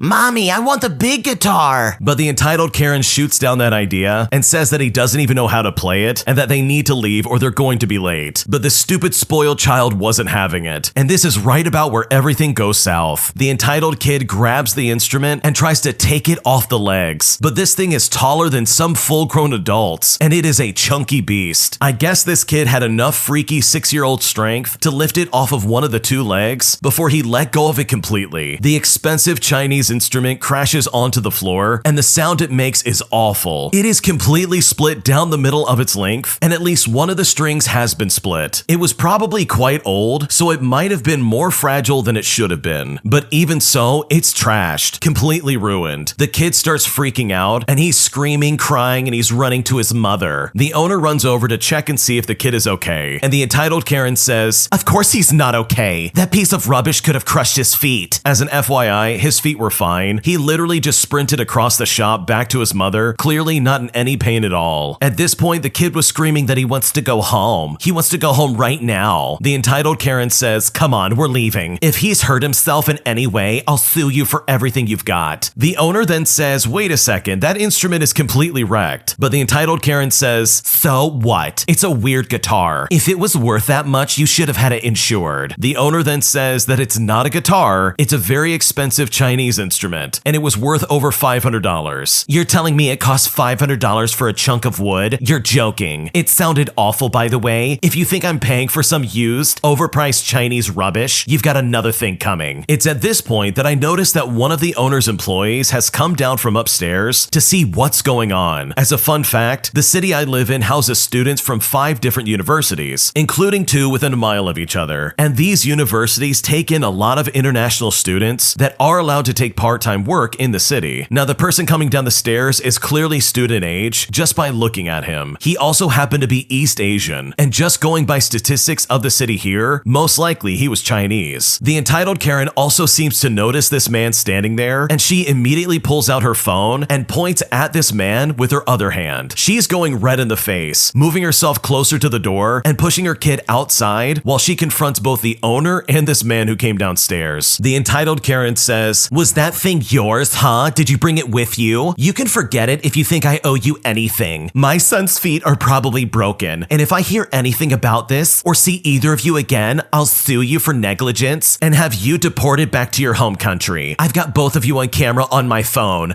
I know who you are." And with that, this entitled Karen charges out the door, grabs her entitled kid by the wrist, and bolts down the street. The owner and the student just look absolutely shattered. The other people in the shop, including me, offer to help clean up and ask if they're okay. After a few minutes, I had to leave them to it as I was already late to meet with my friend. In the end, I never followed up on the situation, but 5 years later, the owner is still running the shop, so clearly nothing happened to them. I took my now partner in there a couple of weeks ago, and they had not only one of those instruments that the lady broke, but now they had 2 absolutely beautiful versions of it up for sale. So in the end, it looks like things kind of worked out. That really is an awful situation. That entitled Karen was very clearly racist. Like, there's no other way of putting it. She made a stereotype based off the student coming down the stairs and tried to make false claims that she was going to start deporting people if she got in trouble for breaking the instrument, which, by the way, thanks for admitting that your kid broke it. And it's also ironic of how bad of a parent she is if she would bolt out the door after her kid supposedly broke his feet. Like, wouldn't you want to carry him and take him to the hospital if he really did break his feet? Like, seriously, get a grip, lady. But it does sound like nothing really did happen, and just like the typical entitled Karen that she is, she was all bark and no bite. If you like Am I the Jerk, you're probably going to love Am I the Genius. Check it out, link down below in the description. Am I the jerk for exposing my future sister-in-law at a family event that she severely bullied me while we were in high school? Here's what happened. I want to start off by saying that all the names in this story are fake. In high school, I used to be friends with a girl by the name of Anna. We were close until junior year when I discovered that she has been spreading false rumors about me. However, even after I stopped being friends with her, she continued to make up lies about me and made my life a nightmare right up until we graduated. We went to different universities, and I'm in my mid-20s now. My older brother Carter went to the same university as Anna, and recently he announced that he had gotten engaged to his girlfriend. Our family was happy for him, but we were surprised at the same time since we didn't know he was dating anyone. He said he would introduce her at the upcoming family party. The party rolled around, and guess who walked in the door with Carter? That's right, it was Anna. I honestly thought I was hallucinating, and I felt sick seeing her again. Carter left Anna with some relatives and then came over to me and asked to talk. We went into another room, and Carter explained how he had met Anna at a party and didn't recognize her, but it was love at first sight. But after he found out her full name, he realized it was the same Anna who spread lies about me. He confronted her, and she claimed to not remember me or anything she did. He let it go because he really liked her. He then pleaded with me to be nice to her since she didn't remember what she had done and that she was a good person. I just told him I needed a moment to myself to process everything. When I eventually went back to the party, I decided I would ignore her. I didn't say anything rude, I just didn't talk to her or acknowledge her at all. She didn't talk to me or acknowledge me either. But when we sat down to eat, everything started to pop off. One of my aunts asked me how I felt about my brother getting married. I tried changing the subject, but she kept pressing me on it. So I eventually snapped and said something like, I actually don't feel great about it, considering his future wife bullied me and never apologized. Everyone then turned to look at Anna. She just started crying and ran out of the room. Carter went after her and they left early. The rest of the night was chaotic because everyone was asking me what happened, and I told them. Later, Carter called me and said I was a horrible person for embarrassing Anna in front of the whole family, and I was being petty over high school drama. He demanded that I apologize to her, but I refused and said that he was the awful one for blindsiding me with this, and that if she never bothered to reach out and apologize for what she did while they were dating, I wasn't going to let it go now that they were engaged. He kept insisting that she doesn't remember, and she can't apologize for something she doesn't remember, but I think that is utter BS. I ended up hanging up on him. The way I see it, I was asked a direct question and I provided a direct answer. sister. Also, I don't think I have any obligation to cover for her when she made my life a nightmare, especially when she's obviously lying about not remembering what she did. So am I the jerk for exposing her for the bully she was to me in high school? I don't think you're the jerk at all. I would have done the exact same thing. Call me vicious, call me petty, but if someone messes with you like that and makes your life a nightmare as a child, you not only have no reason to try and forgive them, but you also have every right to call them out when they suddenly have this convenient amnesia about what they did. And that is exactly what this Anna person did. And you know what? Your brother is an idiot. If he really cared about you, and if he really did know who this person was, he should have called you and said, hey, there's this girl I met, and at least explained what was going on. Like seriously, he knew what was going on. There's no way he didn't know this was the same person who bullied his sister. Like, come on, are you serious right now? And he is seriously a complete moron if he thought that little talk off to the side would have been more than enough to try and satiate any of the anger that the original poster was feeling towards Anna. Like, I don't know about you, but as someone who did get bullied in high school, I would be absolutely furious if my bully was marrying my sibling and my sibling didn't even tell me about it in the first place. Also, you can obviously see that Anna suddenly remembers what she did when she ran out of the room crying. Like, come on, are you serious? Why else would she run out of the room crying if she didn't know she was absolutely at fault and the original poster had her dead to rights? So personally, in my opinion, I don't think you're the jerk at all. You didn't do anything wrong, and if anything, you redeemed your childhood from this lady who clearly tried to ruin it. And if anyone's got a problem with that, they can take it up with your brother Carter, because he's the one who's dumb enough to try and marry her. Am I the jerk for not wanting a stranger to attend my wedding? So a couple of months ago, my brother told me he had been dating a guy and wanted to bring him as a guest to my wedding. My wedding is very small, and it's going to be an intimate one, with only family and close friends of myself and my fiance being invited. I asked who this guy was, and he wasn't anyone I've ever met before. My fiance and I had taken care of only inviting the people that we were closest to, and I really didn't want someone I've never met before there. My brother wasn't happy. He said it was the perfect opportunity to introduce his new boyfriend to the family. I said my wedding isn't for that. It's for celebrating my marriage. To compromise, I suggested he plan a family dinner and bring his boyfriend to that instead. Once the dinner was over, I would have met the boyfriend, so then I'd probably feel more comfortable with him going to the wedding. My brother agreed, and I followed up with him a week later, asking when the dinner was, and he asked me to schedule it. I said I was in the middle of planning a wedding, and I felt he needed to schedule it since it's his boyfriend. I followed up later, and he said he wasn't sure what day would work. In fact, he never brought it up after that, and neither did I, because I was honestly so busy. My wedding is next week, and my brother still wants to bring his boyfriend, but I said no. I don't want some stranger at my wedding. At this point, it's too late to schedule a dinner, because the next week is booked with wedding activities, and there's no day I'll have time to drive 2 hours to where the rest of the family is. He says that I'm being a jerk for not letting him bring his boyfriend to the wedding, so this honestly begs the question, am I the jerk for not wanting a stranger at my wedding? I don't think you're the jerk at all. This is your wedding. You get to decide who's there and who isn't there, regardless of who they are. And it's incredibly selfish for anybody to try and dictate who can and cannot be there. I mean, they're not getting married. They're not the person getting married actively right now. That literally falls on you and your partner. And just imagine if you didn't have any kind of autonomy over who could and couldn't be there. Do you know how annoying that would be and how frustrating it would be to have anybody show up to your wedding? You clearly want it to be a small and intimate environment. You want to have people there that you know and care about and have some kind of connection with. I think that's a completely reasonable thing to have for your wedding. There's nothing wrong with you being hesitant about this new person who you literally, by the way, don't even know. So you saying no to your brother's boyfriend showing up to your wedding does not make you a bad person, and it definitely doesn't make you a jerk. If anything, your brother is clearly just being lazy, and he couldn't take the time to try and schedule a dinner so that you could at least be comfortable with him being around. Like seriously, he thought you were gonna plan the dinner? You're planning for a wedding. You don't have time for this. If he wanted to get this done, he really should have done it himself. So honestly, this is nobody's fault but your brother's, because if he really wanted his new boyfriend to be welcomed into the family, he would have taken the time to try and introduce him to you before your wedding. My boyfriend is moving down to Florida for work and wants me to follow with him, which would then leave behind so many business opportunities as well as my family in my hometown. And at this point, I seriously don't know what to do. So my boyfriend and I have been dating for about 2 years now. He is in the military, and we met through a mutual friend in my small town while he was stationed there. 1.5 years into our relationship, he's getting reassigned to Florida, which is 16 hours from my small town. We have been doing long distance due to myself being in school. school. I just graduated and he expects me to move down to Florida, which would be an amazing opportunity, but in my small town, my family lives here, as well as my mother who I'm very close with. I have 4 Airbnbs, I have great health insurance and a great job. I do not want to leave my mother and sell my Airbnbs. Yes, I could do it long distance, but my Airbnbs give me passion. As they are mine, I renovate them, and I clean them after every guest that checks out. So honestly, what should I do? Should I move to Florida for my boyfriend, or stay in my small town with my family and my passion? My boyfriend doesn't talk about marriage at all. He will give me a small word about marriage, almost as if he's baiting me with it. In Florida, I'm gonna have no family with no plans of marriage. Basically, I will have absolutely nothing for me there. I know I will make something of myself, but my mother is guilting me into staying in my small town, and my boyfriend is guilt-tripping me to move to Florida. What should I do? Honestly, I think you need to reread what you wrote, because you have not given a single reason as to why you would want to go to Florida. Like, honestly, if you don't want to go there, then maybe you should try long distance again. Being pressured to go simply because your boyfriend's gonna be living there for work is in and of itself incredibly unfair and very selfish of your boyfriend. He's expecting you to uproot your entire life and your business opportunities just to move to an entirely different state and be with him specifically. And you would be going down there without any plans of a job or any way of supporting yourself. And that, in my opinion, is a really bad idea. If anything, I would at least try to find some kind of work if you wanted to go down there and be with him, but to go down there and leave everything you've established behind without some kind of plan of action when you do get down there is only going to cause a nightmare for you and your boyfriend. And that, in my opinion, is a terrible idea. A guy I started dating a week ago said that we need to have a talk about me not calling him back, but I barely know him and I really feel kind of creeped out by this, and I seriously don't know what to do. So I met this guy about a week ago. We hung out 3 times since then. He would say things like he feels like he's known me forever on the first date, and I thought that was kind of corny, but whatever. The second date, he said he wants to take care of me and wants me to talk to him about anything I'm going through. I also thought that was way too early on to say that, but again, whatever. But honestly, I didn't really feel like going out with him on the 3rd date because I really felt a bit uneasy. But I have a history of turning down men who are very open and zealous about wanting me. It's a cycle I'm trying to break, so I said to myself, let's do it. He said he had to leave the next weekend. He was only gone for like 2 or 3 days. The second day he was gone, he called me and I didn't answer. I texted and I said I would call him back later. Honestly, I felt a bit anxious when he called for some reason. Plus, I get in moments where I just don't want to talk to anyone for a while, and all my friends and family know this. I texted him hi the next day, and he immediately responded by saying, "Hi, I thought you said you would call me back yesterday." I apologized and I called later, but he didn't answer. And when he called me back, he sounded really tired. At the end of the conversation, he said to me, "You said you would call me back yesterday, but you didn't. But you know what? It's good. We could discuss it later." I said to him, "I'm sorry, but why is this a thing we need to discuss later?" He said something, I can't really remember, because I got a little bit upset and a little bit triggered, but he said again that we're just gonna discuss it later. I said to him, "Look, I apologized, and I am sorry. I should have just told you that I didn't want to talk that day. But why are we having a discussion about this if I met you like a week ago?" He just said to me, okay, we won't discuss it then," and then changed the subject, but I was not interested in talking more at that point. I just hate being questioned by someone I barely know. Part of me is wondering if I could have said it better, and part of me is wondering if this is an early sign of possessiveness. I don't know. I've had such bad luck dating, plus I've made very bad choices in dating people who really couldn't care about me, or are not serious about me in the past, so maybe I'm not used to people being concerned about dating me. I've gone 5 years without a serious relationship, so my dating intelligence feels so low. What should I do? Honestly, this guy kinda sounds like a weirdo, I'm not gonna lie. You have met him a week ago. You barely know him. And this guy's trying to be like, "Oh, we're gonna have to talk about this later." Like, no, we're not. This is weird. Why do we have to talk about me not answering your phone call? It also kind of makes me wonder if this is how he's gonna act later in the relationship. Like, let's say you do become boyfriend and girlfriend and you're going steady for a while. If you don't do things that he wants you to do, is he suddenly gonna turn into this weirdo and be like, "Wow, why didn't you call me back? Why didn't you do this, that, or the other?" Like, seriously, that just sounds really creepy to me. A week into a relationship, in my opinion, should not have that type of criticism already. Even if he had hoped for a call, this guy should have framed it in such a way where he was looking forward to talking to you, instead of act like he was reprimanding you like you're a child, which you definitely are not. So in my opinion, if you do decide to keep seeing this guy, I just would not ignore that weird feeling that you have about the way he's acting. interesting, because from the outside looking in, his behavior is incredibly strange, and I don't think you should ignore that in the slightest. My entitled boss ends up in federal prison after he threatens to deport his employees and refuses to pay people their proper wages. And I'm so happy to have played some kind of role in him getting put in jail, because this guy absolutely deserved it. Here's what happened. So I have a good friend by the name of Mary. That's not her real name. She is a sweet and caring mother of 2 young children. She is also a widow and was an illegal immigrant. Now, she came over here in early 2008 with her husband and 1-year-old daughter, and she was pregnant with her second kid on the way. He worked long hours as a field worker, often 60 to 70 hours a week. They'd been in this country maybe half a year when disaster struck. Her husband passed away in an automobile crash, and this was on the way to work one morning. She did what she had to do. She got a job at a local donut shop and cafe. At first, she was happy because everyone but the owner was an immigrant, and she had much in common with her coworkers. And the boss told her that she could work many hours, which she really needed. But it quickly became apparent that there was a dark underside to this shop. The owner would only hire illegal immigrants. He told them that if they worked hard for him, he would take care of them. But if they didn't, he'd call immigration and have them deported. Then he would tell them that they all had to work 48 hours a week, and he didn't believe in overtime. He scheduled them for 6 days a week, regular time, and there were no sick days and no vacation days. She came to me and asked what to do. I informed her that what the boss was doing was very illegal, that he was violating Department of Labor regulations, and he was counting on her fear to keep her quiet. And she then did one of the bravest things I've ever seen in my life. She made that call to the Department of Labor, knowing that she could get fired and knowing that she and her children could get deported. Well, the Department of Labor came down and did an investigation and found that the boss owed his employees over $27,000 just for the overtime in question. The boss eventually reached an agreement that he would pay all of his employees the back wages, and he would get all of this owed money back to them on an agreed date. But things don't quite go as planned, as this is the part that absolutely sends him to federal prison. He calls each employee one at a time into his office. He hands them a check for the overtime they are owed, and for each employee, it's just over $3,000. He tells them to endorse the check because he needs to photocopy it to send it to the Department of Labor. They comply, he copies it, and then he leans over and runs it through the shredder. He tells them that if anyone complains to the feds, that they'll all get deported, and then screams at them to go back to work. And then this guy actually has the guts to send those copies to the Labor Department, which is just total arrogance on his part. She comes to me crying that she needed that money. What can she do now? Well, folks, this jerk is going down. So I am the one who drops the dime on my boss. The local paper had carried the story when he'd agreed for the restitution, so it was only a matter of time and a few clicks away to find the pertinent information I needed. I called the department's office in the state capital and was transferred to the original investigators. I explained to them what Mary had told me and her fears if she complained. They were amazed at this audacity and they vowed to look into it. Usually, the Fed machine grinds slowly, if at all, but this was too much for the Department of Labor. In just 2 months, a federal grand jury handed down a 10-count indictment for concealment by trick and making false statements to the U.S. Department of Labor, and for willful failure to pay overtime to his employees. This boss was a complete idiot. It turns out that a conviction for concealment by trick and making false statements carries a maximum penalty of at least 5 years in prison, as well as a $250,000 fine, if not both. A conviction for willful failure to pay overtime carries a maximum penalty of 6 months imprisonment and a $10,000 fine as well. The judge sentenced him to 5 years in jail. I don't know if he served the whole sentence. In terms of a happy ending to this story, the boss went to jail in the end of 2011. Mary and her coworkers stayed on at the donut shop, which was run fairly successfully by the boss's wife. No one was deported, and I don't know about the others, but Mary became a U.S. citizen in the fall of 2016. She has since remarried, and the kids are doing so well in school. She now works as a secretary at a local company, making far more than she ever did slinging donuts. That really is a nice way to end the story, but also that boss is crazy. You seriously want to mess around with the Department of Labor? Like, no, that's not going to happen. The federal government absolutely will chew you up and spit you out. And you know what? That guy deserved every second of jail time he was going to get. He was threatening to deport his employees if they said anything. That is so unbelievably toxic. But it's honestly so good to see that he got exactly what he deserved. This guy's a piece of garbage, and hopefully nobody ever has to be affected by this guy ever again. If you like Am I the Jerk, you're probably going to love Am I the Genius. Check it out, link down below in the description. My boyfriend is claiming that I don't have anything going on in my life, and I'm so frustrated that he said that, and I seriously don't know what to do. So recently, my boyfriend has been feeling like I don't do much with my life. For context, we're both military living overseas. I've already expressed to him I wanted to take my last summer here to travel, since I have a lot of upcoming trips planned. I do a lot of solo traveling, which includes a lot of logistics of planning these trips. I have taken time off from school because of the trips that I have planned this summer, and family are coming out so I can be fully present with them. I am completely well off financially, my car is paid off, I have absolutely no debt, and I can afford my life. I also have a significant amount of money in savings, and I also do a lot of trading on the side. I have a retirement account, and I spend a lot of my time working out and meal prepping. I have also met all of my goals when it comes to my nutrition and bodybuilding. I do have a lot of free time on my hands at my job, but I knew this going into the job, and it doesn't bother me at all. He, on the other hand, does not have a lot of free time in his job. I know full and well that he isn't as financially stable as me due to his own life choices that I don't judge. In fact, the past couple of months, I have spent my time getting my advanced open water scuba certification, and also entirely renovating a building using power tools and learning new skills doing so. But time and time again, he brings up that I do nothing at work and that I have way too much free time. This morning, he simply said he doesn't have bandwidth and that he has been extremely busy pursuing his master's degree and dealing with work. This is something he has brought up multiple times and essentially holds it over my head, claiming that I have nothing going on in my life. Therefore, I have decided to pursue my own personal training certification and signed up for a class that I don't even want to take right now due to all the things that he said that I listed above. I just would appreciate it if he would stop informing me that I do not have anything going on with my life, and it honestly feels really insulting. When I express this to him, his rebuttal is that I am making him feel bad and doing the same thing by insulting him, by stating that I feel like he is using how busy he is as an excuse to not address the problems within our relationship. I mean, am I missing something here? This is all so very frustrating, and I seriously don't know what to do. It sounds like your boyfriend's jealous that you not only make more money than him, but also that you have all this free time. You can do whatever you want. What is he talking about? You're not doing anything with your life. It sounds like you're doing a lot of different things. You're doing what you love with the money and the time you've earned, and you've worked for this. This wasn't just handed to you. If anything, he's probably frustrated that he can't have the same. He is having to work extremely hard just to make ends meet in his life, and that clearly frustrates him when he sees you going off and doing whatever you want. So in my opinion, I think any kind of problems he has literally has nothing to do with you. He sounds incredibly insecure, and it sounds like he doesn't appreciate you at all. If he's unhappy with his situation, then he needs to address his own needs and not try to shame you for doing things that you enjoy. My boyfriend is constantly inviting other people onto our private dates, and it's honestly starting to get annoying, and I seriously don't know what to do. So as the title suggests, my boyfriend has a bad habit of inviting other people whenever we make plans, be it our friends, his family, anybody. You can guarantee that for most things, there will always be someone else there. At first, it became a bit of a joke. Often he wouldn't realize that something was a date and would just invite other friends in the same way as a normal plan. We've joked about this a lot, but it's starting to take a toll on me. This year, we've been incredibly lucky to book 2 holidays. One is a big group and the other is just us. The latter was initially booked so that we'll ask some friends if they want to join us, if they can get the time off from work. But equally so, if it is just the 2 of us, we'd be happy with that as well. This led to my boyfriend inviting numerous friends who couldn't make it, followed by even more attempts to ask friends who weren't able to come. I'd say probably 10 people in total, and now he's offered the holiday to his younger sister, as well as one of her friends to join us. Now, I'd hate to feel like a spoiled brat or contradict myself, as I'm very fortunate to have these holidays in the first place, and I did agree that other people could come along, but it really feels like he's searched high and low in a desperate attempt to find someone to join us. I mean, what's wrong with it just being a holiday for the 2 of us? The same thing quite often tends to happen with anything that could be considered a date. Getting some food or going for drinks, going to the movie theater or any other kind of activity. You name it and someone else is always there. While he is always really polite about it, and he would always ask me if I would mind if a certain person was invited, that's only ever after he's already asked them about it, and then if I said no, I would come off as really rude if I objected. It's also worth noting, because of money and also COVID, that we've only actually had 1 holiday abroad, just the 2 of us. This was last summer to Portugal, where we ended up being sick in bed for most of it, which honestly couldn't be helped. So this year, I really expressed my desire for a redo holiday with just the 2 of us. It's a conversation we've had a few times, but clearly if I'm making this post, most, it's something that's still bothering me. Also, we have no problem spending time alone together and within the house itself. We don't live together, but we see each other on the weekends. We are more than fine with alone time and hanging out with just the two of us. Neither of us have the money or time off work to book anything else this year. So while I would love to get a holiday in the diary for just the two of us to look forward to, I just don't think it's possible right now. Why does my boyfriend keep doing this? What should I do? Honestly, I think it kind of sounds like you need to communicate more clearly what you want and don't want. Because right now, you're just not saying anything. You need to learn how to say, no, I don't want anyone else here. I want it to just be the two of us. Maybe explain to him that you want more quality time between the two of you, and you don't want an entire group of people to come along for everything you guys do. And maybe this is a case where your boyfriend just doesn't know what's going on, and maybe he just likes having his family and friends come along to spend time with you and him. Maybe this really is an innocent desire, and he's not trying to like ruin plans or anything like that. But I honestly think if you set up some kind of boundary and say, hey, this specific activity is a date between the two of us, or something like that, it can hopefully help clue him in that you know what, you just want to spend time between the two of you. And hopefully if you do that, he can slowly pick up that you don't want everybody to come along to everything that you do. Am I the jerk for leaving my sick husband at home so that I could attend a birthday party on our behalf? So my husband by the name of John, that's not his real name, has been in bed with the flu for about a week now. He's quite miserable and he's got headaches, nausea, and a fairly high fever. So I've been working from home to be able to keep an eye on him throughout the day. It was my younger sibling's birthday on Saturday, and my husband and I were invited over to my parents' house to celebrate. On Friday, John told me he wasn't feeling up to the children's birthday party, which is completely understandable. I wouldn't necessarily want to be around rowdy children if I was sick either. So I decided that I'd go there on my own, bring over the presents, stay for an hour or two, and be back home before dinner. To be honest, after spending days stuck in our flat together, taking care of my husband, I was quite grateful for the opportunity to get outside for a few hours. When I told John as much, he didn't comment on it, but he did seem a bit grumpy afterwards. Saturday came and I drove over to my parents' house in the afternoon, and for some context, they only live about 20 minutes away. I left John with some painkillers, some tea, and some tissues on the nightstand, so he wouldn't need to get up while I was gone. I told him he could call me in case something happened though. The party went great and I got back home after 2 hours without any calls from John, so I assumed everything had gone well. However, he was frowning all evening, and when I asked whether he was alright, he called me selfish for leaving him alone and accused me of not caring about his well-being. He told me I should have stayed at home with him instead of having fun on my own while he was miserable. He has since been giving me the silent treatment whenever I tried to talk to him about it. It's been a few days and I thought he'd have calmed down by now, but it still seems like he's sulking about, and I'm starting to wonder whether his reaction is reasonable or if I'm the jerk in this situation. What should I do? You are not the jerk in this situation. Your husband is being a complete baby about this. He was sick. Why on earth should you have to stay home and take care of him when he's a fully grown adult who absolutely can take care of himself? For some context, the husband in this situation is 26 years old. There's no reason why he can't take care of himself and have some kind of autonomy over his life. Like seriously, why should you have to stick at home and not be there and make a presence for the family at this birthday party? I mean, you already bought presents for the kid. What are you supposed to do? Just turn around and return it at the store? That's not fair for anybody, and it's a massive waste of time and money. And don't get me wrong, I know that the flu really does suck. It can affect people in different ways, but your husband is being incredibly immature, and if anything, he's just projecting his jealousy onto you because you were able to get out of the house, and that is clearly something he's not able to do right now, and that obviously upset him. So hopefully he can straighten up his act and stop acting like such a child, because giving you the silent treatment simply because you went to a birthday party and he couldn't make it is honestly incredibly immature, and you don't deserve that in the slightest. My future fiance is refusing to come with me to visit my family after my uncle passed away, and even though I've done the same for him, I'm at a crossroads and I seriously don't know what to do. So my uncle just passed away under tragic circumstances, and my boyfriend is refusing to come with me and saying that he isn't obligated to visit my family with me ever at all. We've been together for 7 years, and he says he wants us to get married and have children. He gets on very well with my family and they adore him. They even treat me better when he's around. He is incredibly self-centered when it comes to supporting me or visiting them. Members of my family keep asking me why I'm always there alone, and my mother has started to feel disrespected that he wouldn't come visit with me despite him being in town. I even have to keep making excuses for him. Not only am I becoming embarrassed, I'm starting to doubt his sincerity towards me and our relationship. I preface this by saying I've been to visit his family many times, years. There has even been some occasions where a certain aggressive member of his family had been verbally awful towards me. He didn't have my back in these situations that were clearly not my fault. Although I appreciate and respect them, his family has caused me to be upset a notable amount of times. And a couple of those times, he's admitted that it's him causing the conflict. For example, coming home drunk and acting awful while I tried to sober him up and just try to calm him down. He would then blame me for it, causing trouble with his mother. He apologized and admitted to causing the problems, but it created an insane amount of trouble. He also seems to revert to acting like a child when around his family, and I've told him I find it distressing and uncomfortable to be around. Now, despite these things, I always still come around. I always offer support as well as friendship because I was under the impression that these people are my future family also, and I'm duty bound to treat them with kindness and respect. Now, I bought us a car because he was complaining he didn't get to see his family enough. One day he woke me up to say that his mother had fallen ill and was in a coma. I woke up immediately. I packed our bags. I even booked hotels and transport. Eventually, she did pass away, but I helped his family arrange the funeral and even helped out buying everyone clothes to attend the funeral. It cost me well over $1,000, and I was there for him every step of the way. Now, to circle back to me, I've just now found out about the death of my uncle, and guess what? He asked me to buy him another car. I said this time I will loan you the money, but I will need you to take me to my family so I can make arrangements. He said, fine, I'll drop you off then. I said, no, please come with me for the day. I have many siblings and I'd like him to not only support me, but also get some time with my family as we're supposed to be getting engaged. But when I said this, he said no. He said he can't be bothered. I'm literally asking him to just be by my side through this. And he ended up shouting at me that it's a waste of his time and that he'd rather be doing something fun. I honestly have no words. I told him that I'm thinking about us and I'm thinking about splitting up over his selfishness and disrespect. I love him and I want us to be together, but I'm turning 39 this year. I don't have time to plead with him to do the bare minimum. It seems like everything's perfect, but only as long as he's getting his own way and never has to make any effort. I honestly don't understand why he's behaving this way, and I'm deeply upset. I'm going through a deep feeling of grief right now as I'm thinking I'm gonna have to leave this man that I'm supposed to be marrying, and it's starting to become an unbearable weight upon me, and I seriously don't know what to do. Your boyfriend sounds awful. Seriously, you were there for him when his mother passed away. You made all these sacrifices just to get things going for his family, and now that you're asking him to literally return the favor, he's turning his back on you and saying, no, I would rather do anything else. This just doesn't sound fun. But like, of course it's not fun. You're going to a funeral. There's been a death in your future wife's family. The least you can do is try and be there for her. Honestly, the way he's acting is a massive red flag because right now he is showing some true colors. And in my opinion, this is something you absolutely should not ignore. Am I the jerk for crying to my husband about my mother-in-law coming over all the time? Here's what happened. So my husband and I had a baby 3 weeks ago. My parents, especially my mother-in-law, have been extremely helpful in helping with the baby. She cleans up, picks up our clothes, and does our laundry every day. She cooks us meals, sleeps over, and does the night shift so that we can sleep, and will pretty much do anything we need from her. I am grateful for everything that she does. The problem is that we live in a studio apartment, and having her over all the time makes it really difficult for me. I'm 3 weeks postpartum, and I'm still figuring out my baby, breastfeeding, and pumping. It is extremely hard to do that with my mother-in-law in the studio with us. Despite this, I let her come over because she's been extremely helpful. Yesterday though, she did something which I felt was very inappropriate. She had slept over for 2 nights doing the night shift with the baby and spent 3 days with us. I was so happy when she finally left after 3 days and could finally just relax and enjoy my baby. Then she texted me asking when was a good time to drop off laundry and lunch. I was a bit annoyed because she already had spent 3 days over here and I hadn't asked for laundry or lunch to be dropped off and I just needed my space for the day. She also made sure to write in her text message that she was dropping off and not staying. Then she came over, her husband dropped her off and left, and she starts cleaning up. I was literally in shock that she was staying in our apartment, not being invited, even after saying that she wasn't staying. I was visibly upset, so she decided to step out, and my husband and I got into a huge fight, and he called me ungrateful, and basically said that I have to accept her being over all the time if I want her to help out. Then they both guilted me and made me feel ungrateful because I don't want her in my space because she's doing everything for us. I am extremely grateful for her help, but she is overstaying her welcome and she is crossing boundaries. So am I the jerk for being overwhelmed by this and getting annoyed with her despite all of the help that she's providing. Honestly, I don't think you're the jerk here. I can totally understand how you're like, I really want to have my own space and I really need to have some kind of boundary set up. I think you probably need to say what that boundary is and discuss that with your husband, who's clearly not being very helpful. But you know what? That is not a bad thing to say, okay, we need some space. I can understand if they pop by and spend some time at night or even stop by just to help you out, but 3 days in a row sleeping in your apartment, that's a little bit much. So I can completely understand how you need some space. There may be some kind of compromise here where she can still come over and help out, but not spend every waking moment of your life in your house. But honestly, that needs to be discussed with your husband, because from the sounds of it, he is not doing anything to help out. And right about now would be a good time for him to inform his mom that you absolutely need some space. My entitled stepdaughters ruined my vacation with my family after they intentionally hide my daughter's passport, demanding that she stay behind instead and babysit their children. So as a result, in a fit of rage, I canceled the vacation and now I'm being called a jerk and I seriously don't know what to do. First off, I want to say that every name in this story is fake. I've been married to my wife for 5 years. I have a biological daughter by the name of Sarah, and I also have 2 stepdaughters by the name of Mary and Hannah. They're 25 and 28 years old. Both are single moms and live with us currently. There has been issues about the stepdaughters asking my daughter to babysit the kids. My daughter didn't have a problem with it at first, since this is what she does to earn money, but since her stepsisters don't pay her much, she would refuse to babysit. We worked this out by having my wife take care of paying for the babysitting. I planned a family vacation for 3 days, and I wanted everybody to come along. However, both of my stepdaughters suggested that my daughter stay home and that she should watch the kids since my wife doesn't want her grandkids to come along. They said it's because the kids are used to my daughter and hiring another babysitter would cause issues. And also, they said that my daughter isn't too fond of our destination, but it's obvious that she wanted to go. They insisted that my wife offer to pay her double, and there was just a lot of back and forth on this until I demanded that they stop bringing it up. We were supposed to go last week, but when everyone had bagged their bags and it was time to go, my daughter found out that she didn't have her passport on her. We searched her bag like crazy, and then we went home and we searched there as well. My wife and my stepdaughters all kept insisting that we go back to the airport or else we would miss our flight. They insisted that my daughter stay home with the kids. They even told the new babysitter to go home because she was no longer needed, but I refused to go and I kept searching for the passport until one of the stepdaughters admitted that she helped hide my daughter's passport just to get her to stay home with the kids. And when I found this out, I was absolutely furious. I was so livid. I tried to get her to tell me where it was, but she said that her sister had it, but the other stepsister denied it. I then threatened to cancel the entire vacation if they didn't give it back, and it was only then that they gave it back to me. But even after that, I decided to actually cancel the vacation, and I blew up at them and I berated them. They stayed upstairs for a while, and my wife refused to speak to me and said that I punished my stepdaughters for worrying about their kids and wanting them to stay with someone that they knew. I then got told that I overreacted and I ruined the trip for everybody. And this is all honestly so infuriating, and I seriously don't know what to do. First off, what is wrong with your stepdaughters and your wife? And yes, I'm including your wife in this situation because she absolutely knew what was going on. There's no way she wasn't conspiring against your daughter. And the fact that she would defend her stepdaughters for their atrocious behavior is proof enough that she is not a winner. I mean, seriously, what were they thinking? Did they really think they were going to get away with this? Did they seriously think this vacation was going to happen without this guy's daughter? Like, are you kidding me? It's one thing to make a request and say, hey, could you babysit my kid? But it's another thing entirely to try and force this girl to stay behind just to watch your stupid children. I mean, how selfish and disrespectful can you get? They literally only cared about their own agenda and went out of their way to basically ruin this vacation. Like, the dad in this situation didn't do anything wrong, because if I was in his shoes, I absolutely would have canceled the vacation as well. I mean, there's no way this is appropriate. They literally hid her passport just to get her to stay behind. And that's personally an entirely different level of crazy, and personally, I think it's time for them to move out. They have clearly been staying there for a little bit too long, and they're a little bit too comfortable with the handouts that they're clearly receiving. So if I was in your shoes, I would start making those arrangements sooner than later, because these stepdaughters sound incredibly selfish, and they don't care about you, your vacation, or your daughter in the slightest. If you like Am I the Jerk, you're probably going to love Am I the Genius. Check it out, link down below in the description. Am I the jerk for banning my sister-in-law from my house over the tomato sauce that she ruined? ruined. Here's what happened. So I have an older brother who's married to his wife who's 33 years old. I get along well with her, except for this one point. If you don't keep an eye on her, she will get into the kitchen and add seasonings to whatever is cooking. She thinks she's fixing stuff, but in reality, she's kind of ruining our food. This Saturday, I received 40 pounds of tomatoes. It took me the whole weekend to turn it into a sauce that I was planning to can. I can it plain, and then I add whatever seasonings and herbs is needed, depending on the recipe. They came to take a bag of spare clothes for one of their kids, and in the 5 minutes it took me to get it, she managed to get into the kitchen, add salt, pepper, olive oil, garlic powder, and Italian herbs to all 5 of the pots that were simmering on the stove. And when I asked her what she was doing, she had the audacity to say, "This sauce needed some taste, so I added some for you." Like, I've never told her to not touch what I was cooking before. I was so angry that I knew I couldn't be calm talking with her. So I simply walked to my brother, told him to take the clothes and his wife, and that she is no longer welcome in my house. Now, she had followed me and was shocked and started apologizing, but I just kept ignoring her. I added that he should come by tomorrow to take the sauce that his wife ruined, because otherwise it would be thrown away, and that I expected 40 pounds of replacement tomatoes. They left, and he came back with the tomatoes, an apology letter from her, and an apology letter for the carrot cake that I made previously. But I told him that I stand by my decision. But now my parents got involved. Since I am the one that usually hosts, and since she is not allowed in my house, I told them to make alternate plans for Memorial Day. My husband says that I am in the right, but my parents say that my reaction is way overblown. So this honestly begs the question, am I the jerk for banning my sister-in-law from my house after she ruined my tomato sauce? I don't think you're the jerk in this situation, because what she's doing is really weird. You don't just go into someone's kitchen and start adding all these other ingredients simply because you think it's going to make it taste better. Like, she's just adding whatever she wants and says, "Okay, this will make it taste better." Like, what are you talking about? Doing that without asking is so toxic. So for the original poster, I don't blame you for getting upset. And I don't blame you for saying, "Nope, you're not coming back to my house." Maybe this is a temporary thing, but at least for this weekend and this celebration, your sister-in-law is going to learn a valuable lesson. And honestly, I don't think there's anything wrong with that in the slightest. Today, I messed up by accidentally donating $15,000 to a charity when all I intended to donate was about $150. And once I started receiving hundreds of messages online thanking me for my donation, I knew that I was in trouble. Here's what happened. So this happened in February of last year, but my friends have been telling me that I need to put this online. So here goes nothing. My wife and I are both 31 years old at the time of this story, and we moved into a new 3-unit apartment building in San Francisco. One of our neighbors is a 70-something-year-old retired veteran. We'll call him Joe. That's not his real name. For context, Joe is a white American guy, and he's also a devout Hindu priest. One day, I ran into Joe in my hallway, and he tells me about this charity that he manages for a community in Bangladesh. I wanted to support my neighbor and the charity, so I asked Joe to send me the GoFundMe link. The next day at work, I go on the GoFundMe page and donate $150. Well, or so I thought. Moments later, I get a text on my phone warning me of an unusually large transaction on my credit card. I'm confused, and I swipe it open to look at the text message. It says I have made a payment of $15,000 on GoFundMe. Now, immediately, I'm sweating. How could I have donated $15,000? I spend the next 10 to 15 minutes retracing my steps, and finally, I realize my credit card starts with the numbers 4 and 1. It seems I had accidentally started typing my credit card information while my cursor was still on the donation box. And just like that, $150 became just a little bit over $15,000. I call GoFundMe support line in a panic, and when I finally connect with a human, I explain what happened. He tells me not to worry, and they will initiate a refund of the transaction, which should process in 3 to 7 business days, which is a huge relief. But then I ask the agent if the charity will be able to see the donation on the GoFundMe page until it is refunded. The agent then asks me what I mean by that. So I ask him, what do you mean, what do I mean? Will they be able to see the $15,000 donation? Unfortunately, yes, the agent tells me they will be able to see it until the refund process is complete. I tell him that's a big problem, as the entire GoFundMe had hardly raised that much money at that point. Surely they will notice their fundraiser doubling overnight, right? My plan was to knock on Joe's door the following morning to give him the full story so that he could pass it along to his contacts in Bangladesh. But when I woke up the next morning, I looked at my phone and I saw I had 40 plus notifications on Facebook. Someone had sent me a friend request, had liked many of my posts, and had sent me many messages. Immediately, I was concerned when I saw that the individual messaging me had a Hindu name, but I never could have imagined what I saw when I opened his first message. The man had sent me a video of himself from Bangladesh, surrounded by dozens of impoverished and hungry people holding bags of food, thanking me by name for my generous donation. At this point, I've leapt out of my bed and I'm pacing around the room. Part of me wants to scream, part of me wants to crack up laughing. I start swiping through the man's messages, and it is picture after picture of poor Bangladeshis thanking me for my kind donation. Literally hundreds of photos of frail, elderly, disabled, and malnourished individuals holding signs with my name on it, thanking me profusely. Needless to say, I couldn't live with myself just donating $150 after seeing how the community responded to the $15,000. I decided the least I could do was be able to add a zero, and so I donated $1,500 once the original donation was refunded. The charity's host was incredibly gracious and understanding, and he explained to me that $1,500 goes very far in Bangladesh. Ultimately, I think the whole experience is a win-win. I helped a great cause, and I got a funny story in the end. That is literally worst case scenario. I can't imagine accidentally donating $15,000 to a charity. Also, why is your credit card set up in such a way where that kind of transaction can go through right away? Like, that sounds like a massive security risk for you and your credit cards, and that is not something that I would let happen ever again. But thankfully, everybody in this situation was really cool about it, and they were still very grateful for your donation, even if it wasn't $15,000. Am I the jerk for threatening to never talk to my dad again if he forces me to give up my cat, all for the sake of his new girlfriend? Here's what happened. So I live with just my dad. My mom left when I was 5 years old, and I haven't seen her since. And 2 years ago, my dad started dating a woman by the name of Karen. Karen is not her real name. She's okay. We definitely aren't close. It's kind of me doing my thing and Karen doing her own thing. I figured I'll be out of the house soon, so it doesn't really matter if my dad's girlfriend and I don't get along. Except we now have a big problem. I have a cat I got when I was 13 years old, and she was just a kitten. She has helped me through a lot of tough times. When Karen first came over, she saw my cat and said that she was allergic. Well, I personally don't believe it. She has been over multiple days, and her eyes don't get puffy or watery. She doesn't sound congested or anything, and she also doesn't get hives or a rash or anything like that. So I'm calling baloney, because she constantly talks about how bad her allergies are, and yet I see no symptoms. Well, Sunday, my dad proposed, and of course, Karen said yes. Her apartment lease is coming up for her to renew if she wanted to, but last night they were talking about Karen just moving in with us. Then she said to me, well, if I'm gonna be living here full time, the cat's got to go. She complained she's not always gonna be dealing with her allergies, but I told them no, I'm not willing to give up my cat. My dad pleaded with me, saying it's unfair to Karen to have to deal with her allergies all the time while living with us. Karen kind of had a smirk on her face while my dad was trying to bargain with me. In that moment, I knew she was definitely faking it. After Karen left, I told my dad I will never forgive him if he makes me get rid of my cat. And I also told her that I think Karen is faking being allergic to cats. He then got mad and told me I'm being a selfish brat, and I just don't want him to be happy. I know some people will say my cat is just a pet, but she's honestly family to me, and at this point, I seriously don't know what to do. Obviously, first and foremost, you are not the jerk in this situation, and this is an unfortunate window that you can see into how you're going to be treated in this family. Karen is going to take priority, and your dad's going to be looking to you to try and solve this problem. I mean, what a travesty. How can this lady honestly say, it's time to get rid of the cat, I'm moving in? Like, what are you talking about? I'm of the same opinion as the original poster. Cats or animals or dogs or whatever, they are a part of the family, and they are something that you need to take care of. And it's really funny that your dad's saying that you're being a selfish brat and that you don't want him to be happy, when in reality, he should be trying to take care of you, as well as your needs. The original poster, by the way, is only a teenager in this situation. So the fact that the dad would be this selfish towards their daughter, and obviously treating their kid like garbage just for the sake of this weird lady he's marrying, is honest proof that he has tunnel vision to how toxic this lady is. I mean, that cat was there long before this girlfriend came along, and in my opinion, it's incredibly unfair and very cruel for the original poster to give it up, all because this stupid Karen wants to get her way. Am I the jerk for not wanting to go on a trip with my pregnant fiance that I literally cannot afford? Here's what happened. My fiance and I are expecting a baby in November. We both have full-time jobs, a mortgage, and 2 dogs. I cover around 80 to 90% of the household expenses, including the mortgage, the power, insurance, internet, and water bill. She only pays for gas and groceries. groceries, and I usually cover the bill when we eat out. We've had this arrangement for several years, and we have this arrangement because my income is a lot higher than hers, and she has a car payment and student loans she's paying off. Recently, with a baby on the way, I've expressed the need for more careful spending. We've been discussing bigger expenses. However, today she suggested on going to Mexico to visit her godkids. She got upset when I expressed my inability to afford an unplanned trip, especially considering the expenses that we've already had this year. We took a trip to Denver in April, went to South Carolina last month for my uncle's birthday party, and I'm soon heading back to South Carolina to discuss his will since he has cancer and wants my assistance with carrying out his will. The tickets for the Mexico trip alone are currently around $600 each, and the total cost of the trip will likely be at least $2,000, considering other expenses as well. When she asked if I wanted to go, I honestly told her that I can't afford it due to the unexpected expenses we've already had this year. I have more credit card debt than savings at the moment, and I need to focus on reducing it. Additionally, as first-time parents, we should be financially prepared for any unexpected expenses that may arise. I also reminded her that I lent her $2,000 recently to pay her income tax bill, which she promised to repay as soon as she could save up the money. She accused me of being selfish and claimed this might be our last chance to travel before the baby arrives. I suggested a more budget-friendly alternative, like a local trip to San Antonio, using my accumulated points for a 2-night stay. However, she instantly rejected the idea and insisted on seeing her godkids. I then told her that if she really wants to go, she can do so, as I believe it's more important for us to be financially stable before the baby arrives in 5 months. We haven't made any major purchases yet, despite her sisters planning a baby shower. In fact, last night I sent her a screenshot showing my credit card debt and my savings account to her. I told her I'm basically paycheck to paycheck now, because life has been a bit more expensive these past few months than expected. I've cut back on streaming services, eating out, and we used to eat out once a week for a date night. She said I'm overreacting, and she would sell some concert tickets that she had bought to get money back. She said that money comes and goes, and I should live in the moment. I told her I'm more worried about making sure that we have a home to live in, and her suggestion was that we could just sell and downsize. What should I do? Your wife is being irrational. Seriously? She wants you to sell and downsize your home situation just so she can go to Mexico to visit her godkids? Like, seriously, what is wrong with her? This is so inappropriate and so disrespectful of all the times you step up and literally pay for everything. Like, she clearly just doesn't understand that you don't have all this money waiting around. And she's even seen your bank account and screenshots of your credit card debt. Like, come on, she can't be that dense, right? She is not thinking like a future mom. That baby is gonna hit her like a hurricane if she keeps spending money this way. Like, babies are super expensive. This is not gonna be a simple thing. So hopefully she can find some kind of reason out of what you're saying, because you're literally living paycheck to paycheck. And the way she's acting right now is incredibly selfish. An entitled customer demands service after hours at a gas station I work at. And after insulting me, I come back with the funniest retort I possibly could think of. And I'm honestly so proud of how it went down. Here's what happened. So I want to start off by saying that this just happened last night. I currently work the night shift at a gas station and convenience store in the United States. Thankfully, this one isn't open 24/7, and it's open from 5:30 in the morning until 11 o'clock at night. By the time 11 o'clock rolls around, I was just finished up with the last few remaining customers. As the last customer is walking out the door, I head to the front to close up for the night. Before I could do so, in walks a middle-aged man asking if he can buy some cigarettes. I should note that this same guy was in here earlier, buying a lighter about 5 minutes before we closed. He seemed a tiny bit abrasive when picking out which lighter he wanted, but I just chalked it up as him having a bad day or something like that and wanting to have a smoke but finding himself with no lighter. After he walks in asking if he can buy a pack of smokes, I told him that we're closed for tonight, but he's insisting, saying to me, "Come on, it'll be real quick." Now keep in mind, if he had come in even a minute before closing time, I still would have likely helped him out. However, it was already 10 minutes after closing. I've got a store to clean for the next morning, and I was already pushing it, serving the last few customers past 11 o'clock. Any more time after that, and I would get in a lot of trouble with management. I again tell him that we're closed, and as I'm just about to apologize for the inconvenience, he gets this really upset look on his face and says, "Oh, you're just a little jerk then, aren't ya?" It was honestly too perfect. I was waiting for the right opportunity to burst out this retort. With my best matter-of-fact tone of voice, I said, "Yep, I'm a really really big jerk. You're not getting your cigarettes though. After that, he walked out saying something else, but I couldn't hear him over me saying, have a good night, and I promptly locked the doors right behind him. And I'm not gonna lie, I was definitely smiling to myself at the end of the night. When I worked in customer service, I literally could not stand when people came in at the last second. Like seriously, you had all day to get here. I understand people have work, I understand that people have a lot going on in their lives, but you couldn't have gotten here just a little bit quicker? Like seriously, you're coming in right now? And it doesn't help that the guy in the story literally came in earlier to buy a lighter. Like what did you buy the lighter for, sir? Did you buy it just to look at it? You made a big fuss over which one you were getting. It honestly feels really silly. And the original poster has it right. They probably would get in a lot of trouble if they did decide to keep this customer there and try and help them out. Because knowing my luck at least, someone else would probably walk through the door and hold me up even longer. Like, I'm not trying to get in trouble for taking overtime, people. You gotta go. So good for the original poster for putting this weird guy in his place. He clearly had a really bad attitude, and that bad attitude will never get him anywhere. My entitled boss treats me badly, bullies me at work, and eventually drags me out the back door, slamming my leg in the door in the process. So I decide to get revenge by getting the police involved and slowly but surely destroying his business. Here's what happened. So this happened about 7 to 8 years ago. I was working at a small cafe, which was owned by a young woman in her mid-20s. She was a lot of fun to work with. I put my best foot forward, and it had a great sense of community. Almost every customer was a regular. It was a small town near a lot of car and boat repair shops, and directly next to us was a family-owned business. They were very religious and very kind. I loved the environment there and the customers. It was a regular thing to be given flowers and little things like that. Anyways, my boss didn't really have it in her to run the cafe. Business was great, but it took a lot of her time, and she was young and didn't want to be tethered to it. She sold it pretty easily, and the next owner, a big guy that we'll call Albert, that's not his real name, was gregarious and laughed a lot. He told a lot of jokes. He wanted me to stay on. I knew how to run the place and how to make all of the sandwiches and so forth. I thought this would be great, even if I would miss my old boss. The first day with Albert, he was immediately impatient with me. I couldn't do anything fast enough, and he hated the way I prepared the food. Usually, one person ran the till and took orders, and the other prepared said orders. It was a fast process with me and my old boss. With Albert, he messed up every time and blamed my short form way of writing our orders. So I started writing everything out, which he would still mess up somehow. He accused me of patronizing him and finally of sabotaging him. During close-up, he would berate me further. I dreaded coming to work after a while, which was too bad because he had me working every day but one. His wife was frequently there to help out, and she was always friendly and funny, and she really did like me. Albert didn't treat me any better when she was around. He snapped at me a lot in front of our customers, and a few of the guys had talked to me about it. He treated her with a lot of contempt as well. One day, maybe after a month of this, I couldn't take it anymore. He called me stupid for some reason or another, and his reasoning really just didn't matter to me anymore. Up until that point, he talked to me like I was an idiot, but had not actually called me a name until now. I told him, look buddy, I'm not your wife. You don't talk to me like that. And when I said that, he flipped out. He grabbed me by the apron and dragged me toward the back door, yelling at me to get out while also saying, who do you think you are? I shouted for him to get his hands off of me, and while I was struggling to get my apron off, he shoved me outside. He still had a hold of my apron, then let go just as he stepped back and tried to slam the door. It was a heavy reinforced door with a panic door for unloading stock, alley access, and so on. My leg was still inside, and the minute he slammed it on me, I screamed and fell back. I think he knew that he messed up, but he shut the door on me and locked it. I was shaking with adrenaline and crying some, but more than anything else, I was angry. I got up from the ground, and the father of the family business next door had heard me shout and met me as I circled around to the front. I wasn't really that badly hurt, but because I was crying and shaking, he immediately assumed it was much worse than it really was. He put his arms around me and wanted me to come into his store, and I saw Albert watching us through the front window of the cafe. I laid it on thick. I cried even harder. I told the dad what happened in big gulping sobs. I held my leg and was overall pretty pathetic, and Albert saw the whole thing. After that performance, I went right home. I contacted my old boss before anything else. She still had to deal with this guy, and I didn't want to cause any trouble for her. She had pretty much finished up her business with him, save for a few details, and told me he had gotten belligerent with her on more than one occasion in a way that was entirely inappropriate. She didn't like the idea of me contacting the cops, but since I didn't see a way that this would actually impact her at this point, that's exactly what I did. The cops gave me a few options. I could press charges, and I was young and pretty and now unemployed, so I didn't really want to do that. Or the cops would go have a long heart-to-heart with him, and I thought that would be a pretty good start. They took pictures of the bruising on my leg just in case. I do bruise pretty easily, and it looked a mess for maybe a month or so. A couple days later, Albert starts texting me like mad. He wants to meet me and give me my last check, but I told him he could just mail it. He refused and kept insisting to come to the cafe in the morning before opening just so we could talk. This back and forth went on for way too long, so I cut him off and I told him to mail it to me or I'd come with the cops during rush just to get it. After my check, I decided I wanted my record of employment as well. There is no reason I needed it at the time, but I just wanted it. I dodged him for a few days until he sent me one, and it had correction fluid all over it, which is not allowed. I dodged him yet again until I got the replacement. I already had another job at this point, and I just wanted to needle him. 2 weeks after the dance in the doorway, I go back to the neighborhood and I stop by the garages and I shop to say hello to everyone. They're glad to see me and they wondered where I went. Albert told them that I quit to work elsewhere. They mentioned the cafe has been pretty slow lately, and it turns out the dad from the business next door had mentioned what happened to a few people already. So I share my side of the story with everyone. I found a way to bring it up in gory detail to everyone. So I stopped in to each shop just to say hello to everybody in the neighborhood, just to show them the bruise on my leg from Albert. Maybe 6 months later, I'm in town and I come around to check on the cafe just to say hi to the guys. It was always tucked way back on the main road. Nobody driving by would notice it and think to stop in it. The local businesses around it were its lifeblood, and without that lifeblood, Albert had to actually close the cafe down pretty quickly. Everyone had stopped going. In a small way, it was really sad to see it closed, dark, and empty. I had a lot of fun there, and losing the cafe and moving on to another job basically meant I lost contact with all the guys. I think if I hadn't lit the fire in the first place, Albert would have eventually ended up ruining that place anyways, but it still feels delicious that I beat him to his own failure in the first place. What an awesome story that is. I'm surprised you didn't get some kind of lawyer involved or try to press charges in some kind of way. I mean, karma did favor you in the end, but I absolutely would have pursued this a lot further than just like a strong talking to. But also, it's so terrible that you got treated so badly. You loved your previous boss, you guys worked really well together, and then this guy comes in and just treats you like garbage. He bullies you around, he calls you these horrible names, and then he has the audacity to literally drag you out of the store and slam your leg into the door. Like, that's not okay. That's also illegal, and he should have gone to jail in my opinion. I also feel really bad for the wife in this situation. It is truly awful that this is what was going on, probably behind closed doors as well. So good for you for getting revenge in a roundabout way. Going to everybody around that store really did tank his business, and honestly, he absolutely had it coming. If you like Am I the Jerk, you're probably going to love Am I the Genius. Check it out, link down below in the description. Am I the jerk for ambushing my sister at her wedding reception, all because she told me her wedding was child-free, when in reality it actually wasn't? So my sister and I are not very close. We have a good relationship, at least before this all happened. My sister got married recently, and she told me that the wedding was child-free. I have a daughter, and I asked my sister if she could come, but she said to me, "Sorry, but we're sticking to the rules." I managed to arrange for my daughter to stay at a friend's house for a couple of days, since the wedding was in a different city. So I went to the wedding and I saw quite a few older children, including my other siblings' kids. And I know what you're thinking. This sounds like I should have known from before from my other siblings, but I never thought to ask if they're bringing their kids or anything like that. I did ask my brother at the wedding, and he was told the child-free limit was only for really young kids, the ones that are very disruptive. So it was pretty obvious that my sister lied to me about not bringing my daughter. We went through the ceremony, and towards the end of the reception, I pulled my sister aside and I told her that she had completely lied to me and there were plenty of other kids here. She looked pretty uncomfortable and said it wasn't a big deal, but I replied that I deserve an apology, and so does my daughter at some point. My sister then got mad and said that I was ambushing her at her own wedding, and it's her and her partner's choice on what they do. We eventually ended the conversation there and went off to talk to other people. She sent me a text message later saying I was being selfish and I'm the one that should be apologizing to her and her husband, especially for making a big deal out of this. I will admit that I sent a not so nice text message back to her about her caring more about aesthetics other than people. people. Now it's sort of blown up within our family. So am I the jerk for supposedly ambushing my sister at her wedding, all because she wouldn't let my kid show up to her wedding? Honestly, it kind of sounds like she was targeting your daughter. She clearly had no other problem with other kids being there, but for some reason she didn't want your kid there. And that is really, really toxic in my opinion. And if I was in your shoes, I absolutely would have done that too. I mean, how is it that all the other kids are welcome to this wedding, but your kid specifically, oh no, we can't have her come along? That would simply be too much. There's literally no indication that your kid wouldn't behave any better than any of the other kids. And it really doesn't sound like there was any big difference in ages in the slightest. So personally, I don't think you're the jerk on this one. You didn't do anything wrong by talking to your sibling, and you waited until the end of the night to talk to her in the first place. And I am right there with the original poster. Their sister absolutely needs to apologize to you as well as your daughter. An entitled boyfriend gets upset when we tell him to get lost when he's trying to visit and spend some quality time with his girlfriend in the hospital. The entitled boyfriend then tries to impersonate the patient's father, but I wasn't having it, and eventually I shut him down completely in the funniest way possible. Here's what happened. So I used to work at a very nice private hospital where the place looked like a hotel. The food was great and the service was unrivaled. We were voted best private hospital in the country, and this happened quite a few times. And all around, people were happy and they were getting taken care of. The nurses were mostly old school, stern but very passionate about patient care, with no time for anything that stops them from doing their job. My job was to focus on marketing and complaints. And to be honest, I didn't have a lot of work on the complaint side, but every now and again something would come up. If there was an incident, the RNs would usually come and warn me to expect something and give their side of the story. One morning as I got to work, one of the nurses was waiting at my door to update me on an incident the previous night. There was an 18-year-old patient who had a small operation, but was prone to dizziness and fainting. Now, slip and falls are a big thing in hospitals, and these incidents get monitored very closely. Since she was a slip and fall risk, they moved her into a private room right in front of the nurse's station so that she can be monitored throughout the day and night. One night, the tattoo-cladded 20-something-year-old boyfriend comes to visit and forgets that this is in fact a hospital and not a hotel. The old-school stern nurse realized something is amiss when the room's doors were closed, and after she pushed open the door, the curtains around the bed were also drawn. Seeing privacy take second priority to a patient's healing and safety in a hospital, the old-school nurse wasn't having any of this. She pulls the curtains open, pulls a boyfriend out of the hospital bed, and gave them both a talking to. The tattooed boyfriend left soon afterwards, apparently furious that his evening was ruined. Sure enough, 2 hours after the nurse visited my office, I get mail from the patient's father detailing how his daughter's privacy was invaded the night before, and how she had a private conversation with her boyfriend, and how they were unfairly treated by a nurse. I was surprised that an older gentleman would write an email to a hospital with so many spelling errors, including such a complete lack of punctuation. But the email address that they sent it on, something like tattooguy@gmail or something like that, was a total giveaway as to who the real author was. Now, technically, I was just able to reply to the email detailing our experience and side of the story. However, sharing private patient information on an email to be unconfirmed is bound to get me in serious trouble. So I did what any sane and perhaps slightly malicious person would do. I called document control and I asked them to pull the email address on file for me. And this one happened to belong to her mom. I forwarded the email to her, mentioning that I received the following email from her daughter's father, but since she is the only contact person on file, we need to stick with the person that we have permission to contact. I then asked her if she could share our response with him. I then detailed what the nurse told me about the patient being a slip and fall risk that requires constant monitoring, about the boyfriend visiting, about the door and curtain being closed, and the nurse catching them in the hospital bed together. I apologized on behalf of the nurse for invading their privacy, but explained that open doors are protocol to ensure a patient's safety, and our main priority is getting a patient safe, healthy, and back home as soon as possible. I ended the mail with the contact details and invited her to contact me if she had any further questions. Well, if the patient didn't know about the incident, they definitely knew now. I am told the daughter was well behaved for the remainder of the time, and the boyfriend didn't stop by once during the rest of the patient's stay. So, lesson learned. Don't include your parents' details on your hospital file as your main contact details if you don't want them contacted. Don't try to catfish a hospital employee, and respect a hospital for what it is, a place of healing and not a hotel. The boyfriend in this story is a complete idiot. Why on earth would you try to lie and be like, I can't believe you treated my daughter this way? Like, what were you thinking? You were clearly trying to do something pretty sketchy and nefarious, and you got caught in the act. Instead of just running away with your tail between your legs and saying, hey, let's catch up when you're better, you instead tried to impersonate this lady's parents. Like seriously, that's the dumbest thing you could have done, because it sounds like this employee knows exactly what they're doing, and you're not about to pull a fast one on them. Am I the jerk for telling my parents I won't be getting a traditional part-time job? Here's what happened. So my parents recently have been telling me to start making my own money to pay for unneeded stuff like expensive clothes or nights out with my friends, which is fair enough. They told me to get a traditional part-time job, working at a store or a restaurant or babysitting or whatever. I decided that those sounded time-consuming and boring, so I decided to utilize my good taste in clothing to make money in a more hands-off way. I used money that I have already, remnants of birthday money mostly, to go to a thrift store and buy clothing I knew would be in trend right now and sell them, either online or to people I know, then withdraw some of the money from personal spending and put most back towards buying more stuff. This is optimal because now, as of a month after starting, I'm making pretty good money, and this is for very little work. I mean 1 to 2 hours every weekend at a thrift store, and then another 1 to 2 hours to pose for photos modeling with the clothes and the items, and then I post them online. And even that little amount of work is something I find really fun. So all in all, it seems better than working longer hours at something I would find boring for similar pay. My parents are angry because I took what was supposed to be a teachable moment about hard work and just ruined it for them by finding a way to make money that's not hard work at all. They demand in order for me to learn about hard work, I need to quit doing this and get an actual part-time job. I see no logical reason to. As I said, what I have going is quicker and much more enjoyable than a part-time job, and this is all for similar amounts of money earned. To put it simply, why would I work more hours doing something I like less just for the same amount of money? It sounds irrational, right? They think that I'm being a jerk and that I'm just being lazy here. I agree that there's a certain amount of laziness involved, but if my system works, it works. So am I the jerk for not getting a part-time job in the way that they wanted me to? Honestly, you're not the jerk at all. You really don't have to get a part-time job that, by the way, you're probably going to hate just to experience and understand the working world. You obviously make enough money in comparison to a part-time job. Why would you go to that if you could just make that money here? Plus, what you're doing takes a lot more motivation and ingenuity, and this could very easily become a business for you, like you never know. In fact, I'm really surprised that your parents aren't just cheering you on more. If I had a kid who was doing this to make money, I would not only be super impressed, but I would also be like, wow, do more of this. In fact, if you doubled your time doing this, you very easily could make double your money. So honestly, you are not the jerk. Your parents are being silly, thinking that you need a soul-crushing part-time job just to appreciate what it means to work hard. Am I the jerk for demanding that my sister pay for childcare so that I can attend her wedding? So my sister's wedding is in a couple of months. She recently sent out invitations, and I was invited as a regular guest, but not as a bridesmaid or a maid of honor, since we live a state apart, and obviously there's a certain level of involvement and time that goes into being part of the bridal party, which I completely understand. I want to be there for my sister, and obviously I'd like to see her get married. The problem is that I'm a single mom. My son is 6 years old, and when he's not at school, I need to be home watching him. So being out for hours at a time isn't really in the cards for me right now. My sister's wedding is also child-free. Since it's taking place in her state, I'd need to commute, and I'd probably have to be gone from my house for 2 full days. I can't have family watch my son since they'll all be at the wedding, and I don't really have friends who can babysit for 2 days. I contacted my sister and asked if she'd be willing to let my son come to the wedding with me, and explained to her that he couldn't be left alone so young, and that I didn't have anyone to watch him. She responded by telling me her no children policy was strict, and she wasn't making any exceptions. I explained my situation again, and said I would need some form of childcare or to bring him with me. I then asked her if she would pay for me to hire a nanny or a babysitter to watch him. She then got offended and said children and weddings are both parts of life, and I need to just figure it out. It's my kid and my problem. Which is true, but this is her wedding, and she's making it a problem by not allowing me to bring my kid. I told her she could either pay for my childcare or I wouldn't be going to her wedding, which all she did was call me ridiculous and entitled. She said she shouldn't have to pay for my child, and that part of being an adult is knowing how to take care of that kind of thing. I think that's ridiculous. Money is tight. Childcare is expensive. I can't magically afford for someone to watch my 6-year-old, and most people would just let me bring him to the wedding. My sister says she's definitely not paying for childcare, and also said, well, I guess you're just not coming to the wedding then. My whole family is mad at me for not being there for my sister. So it begs the question, am I the jerk for telling my sister she needs to pay for childcare, or I'm not going to her wedding? To be completely honest, I really do think you're the jerk in this situation. Your sister is getting married. You really think she has time to try and set up childcare for specifically you? She is already stressed out about trying to get this wedding together. And here you are trying to throw a wrench in the wheel and saying to her, if you don't pay for my child's care, I'm not going to your wedding. Like, that is already so ridiculous. The wedding is probably really expensive as well. Do you really think she has money to spare to pay for your kid? And your sister is 100% right. You are an adult. It's time to figure this out. And if you can't figure it out, well then you just don't go. You send her a message saying, hey, I can't leave my son for that long. Unfortunately, I'm not going to be there. I wish you the best, or something like that. You don't go back and be like, I'm not going to your wedding and it's your fault. Like, no, that's not how it works. You can either find a babysitter and show up and be there for her wedding, or you can stay home with your kid. That's the end of it. It's nobody else's fault that you can't figure that out. And it's also nobody else's fault that you can't afford it. So honestly, I think you need to drop the entitled attitude. Saying stuff like, most people would just let me bring them, is not going to help your case at all. You need to accept, and you probably already knew this ahead of time, that no children are welcome at the wedding. And you can either respect that and find a way to make it work, or you can make the adult decision and decide to not go. My entitled sister is making my life a living nightmare in my own home, causing so much chaos, being incredibly lazy, and refusing to get a job to pay her own way. And after 6 months of dealing with her garbage, I am simply at the end of my rope, and I seriously don't know what to do. Here's what happened. So I bought my house back last year. My mom lives with me because of health issues, and when she found out my sister got kicked out of her apartment, my mom asked me to let her come and live with us. For starters, my sister and I were never close. In fact, in high school, she would often make me walk home. My mom and I were told that she would need help finding a new place to live, and she would need to find work to move back out. While this has been the biggest lie I've ever been told, she has been living in my house for about 6 months now, and it has been an absolute nightmare. Every rule I set, she has broken. For starters, she would trash my house, and then yell at me to clean it up, because she claims she's the guest and she should not have to clean. She also doesn't pick up her dog's waste, and her dog would even go on the neighbor's driveway, and then the neighbor would complain to me. And when that happens, my sister would then start screaming at the neighbor. So needless to say, my neighbors are now starting to hate me. My sister also eats all of the food in the house, which then leads to me complaining that there's no food for me and my mom. I have seriously lost 30 pounds since she started living here. When my mom and I cook, she'll complain that it's gross, and then demands that we go buy something else. And when we ask her why she doesn't just cook the dinner herself, she will then go back to screaming that she's a guest and she should not have to cook dinner. Now, she lost her job a month ago and started demanding that I give her money, when I told her I can't do that because most of my money goes to bills, and whatever's left over for groceries or animal care or stuff like that, she starts screaming because she needs money for makeup and face wash because she claims she can't look like trash like the rest of us. Now, for me personally, I don't have a problem with buying this stuff for her, especially if the makeup and the face wash was like maybe $20 or something like that. But no, she wants the ones that are $30 or $50 because they're the only one that work for her. She is constantly attacking me and my mom all the time, and she laughs like a hyena when she makes my mom have a breakdown. And I also really fear for the safety of my pets. My mom and I are not wanting to kick her out because we don't know what will happen to her, and most of our family want nothing to do with her. If next month comes around and she hasn't changed at all, I may have to kick her out myself. We don't know what else to do. We are starting to not like coming home, and I love my home. But with my sister being there, she's starting to make me want to sell it just so I can get a new one so that I can get out of here. What should I do? What a horrible situation to be stuck in. First off, you have this new house that you bought, and you were probably excited to live in it with your mom. And then your sister comes around after getting kicked out of her apartment and literally makes your life a living nightmare. Like, seriously, let's talk about some of the things that she does. First and foremost, the fact that she's saying she's a guest in your house and she shouldn't have to cook or clean or anything like that is honestly ridiculous. Of course she should have to clean and cook. What is she talking about? Your sister has literally lived there for 6 months. It's time to step up and do something in the house, not just laying around and expecting everything to be done for you. That is so unfair for you as well as your mother. Her behavior is absolutely inappropriate, and it's honestly kind of no surprise that she got kicked out of her apartment. I mean, look at the way she's acting. This is probably why she got kicked out. This also makes me question if the original poster knew about their sister's behavior. Like, did they know ahead of time that she would be an absolute nightmare, that she would make everybody's lives really miserable, and she would be this lazy, freeloading person that's currently living in the original poster's house? Like, please tell me you didn't know that ahead of time. I mean, don't get me wrong, I totally understand that this is your sister and you absolutely want to try and take care of family, but if you knew that she was acting like this in previous living situations, as well as the fact that the other members of your family don't want anything to do with her, then this was seriously a bad move of letting her live with you at all, because this is now what you have to deal with. So if I was in your shoes, I would absolutely be giving her an ultimatum. I would be saying, hey, if you want to live here, you got to straighten up your act, start paying rent, and carrying your weight around this house. It's not fair for me, as well as our sick mother, to have to give you money and take care of you at the drop of a hat. Get a job and pay your way, or you can get out. And yeah, personally, I can totally understand your hesitation. You don't want her to get kicked out because you're not sure what's going to happen to her. But seriously, that's not really up to you. If your sister wants to ruin her life, that really is on her. I mean, you tried to help her and said, hey, live with me and mom, let's figure this out. But she straight up lied to you by saying she's going to get a job, as well as find a new place to live. So personally, if I was in your shoes, there's no way I would sell my house, but instead I would tell my sister that if she wants to live here, she either needs to fix her attitude and get a job, or she needs to simply get out. If you like Am I the Jerk, you're probably going to love Am I the Genius. Check it out, link down below in the description. An entitled Karen demands that I hand over my Nintendo Switch, claiming that her daughter wants it more, and that I shouldn't have it because I'm a grown man. Here's what happened. So to start things out, I sat down on the train, and a little girl sits down next to me with her Karen mom sitting across from her. About 10 minutes after the train starts to move, I was starting to play a game on my Nintendo Switch. The little girl sees it and asks if she can play, and I said yes, but I told her to ask her mom first. The mom says yes, so I just let her play on it. I also ask what stop they're getting off at, as I'm getting off a few stops before the end of the line. Eventually, after about an hour, I'm coming very close to the station, and I said to her, I'm sorry, sweetie, I'm getting off here. And the little girl hands back my Nintendo Switch with a big smile and even a bigger thank you. It's been nice and quiet for an hour, and it was fantastic seeing the happiness on the little girl's face while she was playing on my Nintendo Switch. But that's right about when it all went downhill. The mom sitting across from her turned into an entitled Karen at the drop of a hat. This entitled Karen then says, my daughter is having so much fun with the Switch. Can't she just keep playing? Now, when she said this, I said, no, I'm sorry, I'm getting off at the next stop. But it's right about then that this Karen starts to go nuclear. She shouts out, my daughter is having fun with it. What's a grown man like you doing playing with a children's toy? Just give it to her right now. I said to her, I have given it to her for the past hour to play with. And by the way, this is all while you've been playing on your phone. The Karen then screams at me and says, if you gave it to her, then it's hers. It's not yours anymore. And when I heard her say that, I was seriously baffled. I then interjected and told her, ma'am, she was borrowing it from me. Have you ever heard of the concept before? Thankfully, I saw my stop coming up. And without further ado, I picked up my bag with the Switch packed nicely away, and then turned to the little girl and said, you seem like a nice, well-behaved little girl. Please don't turn out like your mother. I then walked off the train after getting the last word in. I breathed in the sweet air of freedom and then met my mates in the pub where I told them this story. And the best part about this is that this is England. And until today, I thought those Karen types of people only existed in America. But boy, was I completely wrong. Yeah, that lady was seriously crazy. Like, first off, you need to take care of your kid on the train, and you should not rely on strangers to keep them entertained. Like, it is seriously not the original poster's fault that the kid was bored and looking at his Nintendo Switch. And by the way, there's nothing wrong with having a Nintendo Switch and being an adult. It is literally one of the best consoles out there right now, and it's something you can enjoy on the go like the original poster. So that statement from the entitled Karen was just off the bat really uncalled for. But also, how insane do you have to be to seriously think that just because someone borrowed your Switch, they now somehow own it? Like, seriously, if this entitled Karen really wanted her daughter to have a Nintendo Switch, then she would pony up the money just like anybody else. So good for the original poster for not bending to this weird entitled Karen, because based on what we know, she absolutely does not sound like a good parent. Today, I messed up by going on a date with my friend, resulting in her using me for a free meal. Here's what happened. So I went on a date with one of my friends whom I will call Sarah. Sarah is not her real name. I also attend the same university as Sarah. I've always known that my friend has a thing for me, but I've always been reluctant to go on a date with her because I genuinely value our friendship and felt putting romance there would just mess things things up? Well, about a week ago, I was hanging out with Sarah and our other mutual friend as they listened to me complain about my unfortunate dating history. The mutual friend then put out the idea of a date between Sarah and I. He did this mainly just to make the room temporarily awkward, but it led to a conversation where I essentially asked Sarah for a date. For the days leading up to the date, both Sarah and I became a lot more flirty, and I have to admit I was kind of excited for the date itself. 2 days ago, I picked up Sarah, and we went to a fairly fancy restaurant. When the waiter came, I ordered my food. She then ordered basically 3 separate meals, and I didn't know what to say or how to question why she ordered so much food. When I finished my food, she barely ate half of one plate, and then she said that she wasn't actually hungry because she ate lunch right before she left her place. I then asked her why she ordered 3 meals, and she said one is for her mom's dinner since she always wanted to try this restaurant out, and the other meal is for her to eat with her mom during dinner. I then told her that I think it's nice that she got dinner for her mom. It's cute that she would do that, to which she responded by saying, "I should be thanking you since you're paying for it." I had told her that I would pay for the date, but I definitely never agreed to pay for her mom or her to get dinner when we had only gone out for lunch. The meal was expensive, but I would have been fine paying for her if she actually ate all 3 meals. Instead, it just all kind of felt really wrong. The rest of the date was absolutely ruined for me, and I was pretty much checked out of this date, and I was just going through the motions. After I left her at her place, I went radio silent on her, as I was still annoyed by what she did. Today, I wanted to just tell her that I think we should just go back to being friends, but as I opened our chat message with her, I read a message that she sent me shortly after our date. She was basically thanking me for the date, and then went on to pour out her feelings for me, and say that she has loved me for years, and the date was like a dream come true for her. I had to drive over to her place to try and be as gentle as possible that the feelings are definitely not mutual, which did result in her crying and screaming at me as to why I was flirting with her before the date, and why I even asked her out on the date. And needless to say, I honestly felt horrible after that interaction. I personally would not feel horrible about saying, you know what, I don't want to date this lady. She literally used you for 3 different meals, and that is totally unfair for you and your wallet. Like, what was she thinking? Did she really think that this was okay? She could just order 3 different meals and say, it's okay, he's gonna pay for it. And did she really think that wouldn't leave a bad taste in your mouth? Like, if that happened to me, I would not feel bad about turning her down. And if she asked me why I would have asked her out on the date, I would have said to her, I don't know, maybe I thought you were only gonna buy something for yourself and not for your mom and yourself later on. I mean, that really is super inconsiderate in my opinion, and that really would be a deal breaker. Like, that's a horrible first impression. So you didn't mess up. If anything, you probably dodged a really weird person who was just gonna use you for money and for food. And personally, I don't think you deserve that in the slightest. Am I the jerk for wanting my wife to stay up with me during a road trip just so she can talk to me and try and keep me company? Here's what happened. I want to start off by saying I'm writing this right now at the hotel where I'm at because I'm genuinely at a loss for words. I don't think I'm in the wrong, but at the same time, she looks really upset at me. For starters, my wife, myself, and our 2-year-old are going on our first road trip up to California. We rotate driving in shifts, but the problem is that when I was driving, my shift fell during the night, and so I was feeling really lonely and bored as I was driving. I'm not someone who can be left to his own thoughts very well, and I need people around me. I thrive on energy and excitement. My wife is a bit of the opposite. She is generally fine with being left alone and can sit quietly for hours and hours upon end. The problem is that around 11 o'clock p.m., I was driving and my wife and our son was in the back seat. I was feeling isolated, so I shook her awake, but then our son woke up. And well, you can probably guess what happens next. Once he quieted down, my wife began quietly blowing up at me about how much of a jerk I am. I told her that it wasn't fair for her to just sleep like that, and it made me feel like a driver. She then said that she doesn't force me to stay awake or engage with her, but I told her that that's a cheap blow because we're not the same people, and I kept my mouth shut while she was driving because I know she doesn't like distractions, even though it bothered me terribly. So the least she could do is to stop being selfish and help keep me sane. Despite my perfectly logical answer, she apparently got emotional and then started whisper screaming some garbage about how raising one toddler is hard enough and that she didn't know there was another one in the car who needed his whims catered to every moment. And at that point, since she got rude, I decided to disengage. Now our whole trip is falling apart and she's making me out to be the bad guy. So am I the jerk for wanting my wife to stay up with me during a road trip just so she could try and talk to me and keep me occupied? First off, off, I want to say that yeah, you are absolutely the jerk. Your wife has probably been driving all day and she just wanted to sleep. You've been relaxing, saying nothing, basically had every opportunity to rest and get ready for your shift. And instead of driving that shift and keeping quiet to let your wife and your son sleep, you decided that everybody's got to be awake. And that's so unfair for your wife. She is not an object. She is a living, breathing person who has needs. And right now, she and your son need some sleep. But your selfish attitude really just completely spoiled the mood. She is 100% in the right, and you are absolutely wrong. And also, anytime someone's like, I'm perfectly logical and she's just too emotional, that's like a clear-cut sign that you're just toxic and that the other person is probably absolutely right. And in this case, that is exactly what's going on. And it's ironic that you would call her emotional and you're just some logical person when logic would say, hey, my wife has been up all day driving. Maybe I should let her sleep and be able to get some rest. But no, you clearly had to have somebody with you all night just so you can be awake. Like, that is utter BS, and that just does not stand in the slightest. I mean, you clearly got pretty emotional when she called you a giant toddler, which, by the way, that's exactly how you're acting. So if anybody ruined your vacation, congratulations, it's you. The way you acted was completely out of line, and your wife absolutely had every right to sleep. I mean, just imagine how she's gonna be during her shift if she literally didn't get any sleep that night and was then asked to drive the car. That's not gonna happen. That's incredibly unsafe, and it's selfish and very self-centered of you to think that this is appropriate in any situation. Am I the jerk for not wanting to share my father's $500,000 estate with the rest of my siblings? So my father gave me his entire estate. Everything was willed to me only, leaving out my 5 siblings. They aren't happy about this, and they are demanding that I split it equally, while also claiming that this is what dad would have wanted. I have been made out to be a greedy villain to our extended family, as they post on Facebook about it constantly. I am the youngest of 6 children, and I have been financially caring for my father for over 7 years now. I also care for an older disabled sibling. My father was very fortunate to own a house, as well as multiple vehicles, and had a decent life insurance payout. I was on the deed to the house prior to his passing. The total inheritance for me was around $500,000 in the house, $60,000 across a couple of vehicles, and $200,000 for his insurance policy, with about $20,000 of that being used for funeral expenses. It was mere hours after he passed away when my siblings began asking about who would get a certain vehicle. My oldest sister also talked about fixing up a few things in the house and putting it on the market to sell it a little bit later. They had no idea I was on the deed for years. Now, the 4 siblings who are upset do not live near us. 2 didn't come to the funeral, and they only visit about once every year for a couple of days. I was aware the entire time that I would be getting everything. It had been this way in our family since I was in my 20s. I still have paperwork from previous life insurance plans that lists me as the payout. My father believed me to be the most responsible, that I would also care for my disabled brother after he was gone. They were quite upset to see I've known this for years and didn't mention anything. I've turned to my disabled brother for support, but he can't really comprehend what's going on, nor does he really care. They have all reached out to lawyers, but mine says everything is pretty solid, since I have immense amount of documentation to show that this was his decision for almost a decade. However, I feel like I'll ruin my family if I keep it to myself. I own a small business and I make a decent living for myself, so I've paid my dad's expenses for years and allowed him to pay his debts instead. I don't see why I should have to share with family members who were never around, nor did anything for him. I've sacrificed relationships, I've sacrificed having children, all of this just so I could take care of my dad. He's been my number one my whole life. So am I the jerk for not sharing in my father's estate with the rest of my siblings who clearly were never there for him? So in my opinion, I don't think you're the jerk at all. Your siblings showed their true colors by not only not showing up to his funeral, but also not being involved at all when he was clearly in need of help. Like you put it best, you gave up everything so you could take care of your dad. And that is seriously a very noble thing to do. And as long as you have that paper trail and you've got that evidence to say, hey, he did this like a decade ago. This isn't something he did right before he passed away, and it certainly wasn't anything that you influenced. If you have all of that evidence, I honestly don't think you're going to be in any kind of trouble. At least that's me. I think you should talk to your lawyer no matter what. But all in all, I wouldn't blame you if you kept this to yourself. You have sacrificed a lot of time and effort just to take care of your dad, and you can bet he's probably eternally grateful for your sacrifice. And I really would just ignore your extended family on Facebook. They're idiots. Because where were they when he was having financial troubles for nearly 7 years? You were the only one to step step up and say, okay, I'm going to help you. I'm going to use my small business to try and keep everybody afloat. And you did just that. I don't think there's anything wrong with that at all, in my opinion. And it's something that you absolutely should feel proud of. Not to mention that you were also helping take care of your disabled sibling, something that the rest of your siblings didn't even want to try to do. So if you do decide to keep the estate all for yourself, I personally would not blame you or think that you're the jerk. You did everything you could to take care of your family, and you made sacrifices for your family, as well as any future family that you might have, just so your dad and your disabled sibling could have some kind of life. I mean, look at the way they acted right after he passed away. Literally hours after he was gone, they were already trying to arrange who got what vehicle and what they were going to do to the house just to try and make a pretty penny. And I also really don't think this is the case of like your dad picking favorites or anything like that. You were the one who stepped up to the plate and helped him out. You were there and cared for him for over a decade. Also, everybody else in the family is fully grown and can support themselves. I mean, it doesn't seem like they have no money and that they're completely helpless. So hopefully this all works out for you, because your dad clearly wanted you to have his estate, and it really does not sound like your dad wanted to split it up between your siblings at all. An entitled Karen confronts me outside my new house, guilt-tripping me into selling my house to her son who wanted it instead. And I'm honestly blown away by this level of entitlement. Here's what happened. So for a bit of backstory, back in March, my partner and I bought a house. This was a big deal for us, and we're so glad we managed to pull this off, especially right before the pandemic got really bad. It's a livable fixer-upper, and the lady that lived here before bought it in 1967 and was the only owner before us, and she made no updates in that time. It keeps us busy, and that's worked out really well being home so often. But this is right about when the entitled Karen of this story steps in and basically ruins my day. In the month of May, my big project was pulling up some nasty bushes that had taken over a huge chunk of the front side yard. It was hot and I was very sweaty. I'm digging out roots and throwing branches away, and as I'm right up front and making a pretty drastic change to the yard, people obviously did notice. Most neighbors stop by and say a quick hello from the car and just drive away, but not this entitled Karen. The entitled Karen pulls up in a shiny black Suburban from the opposite side of the road. She parks the wrong way and rolls down her window. I would say she's in her 50s or 60s. I stand up and pause my music. The entitled Karen then shouts out, "Hey, did you buy this house?" I respond to her by saying, "Yep, we actually just moved in last month." She then inquires if I knew the family before moving in, and I say to her, "Oh, that sold it to us?" "No, not really. We just got lucky that they chose us, I guess." Now, I was just trying to be nice, but also kind of off-put that she's asked none of the typical neighbor questions. I mean, we made a good offer and we got the house. The entitled Karen then says, "Yeah, my son really wanted this house. He grew up in this neighborhood, you know." I explained to her that,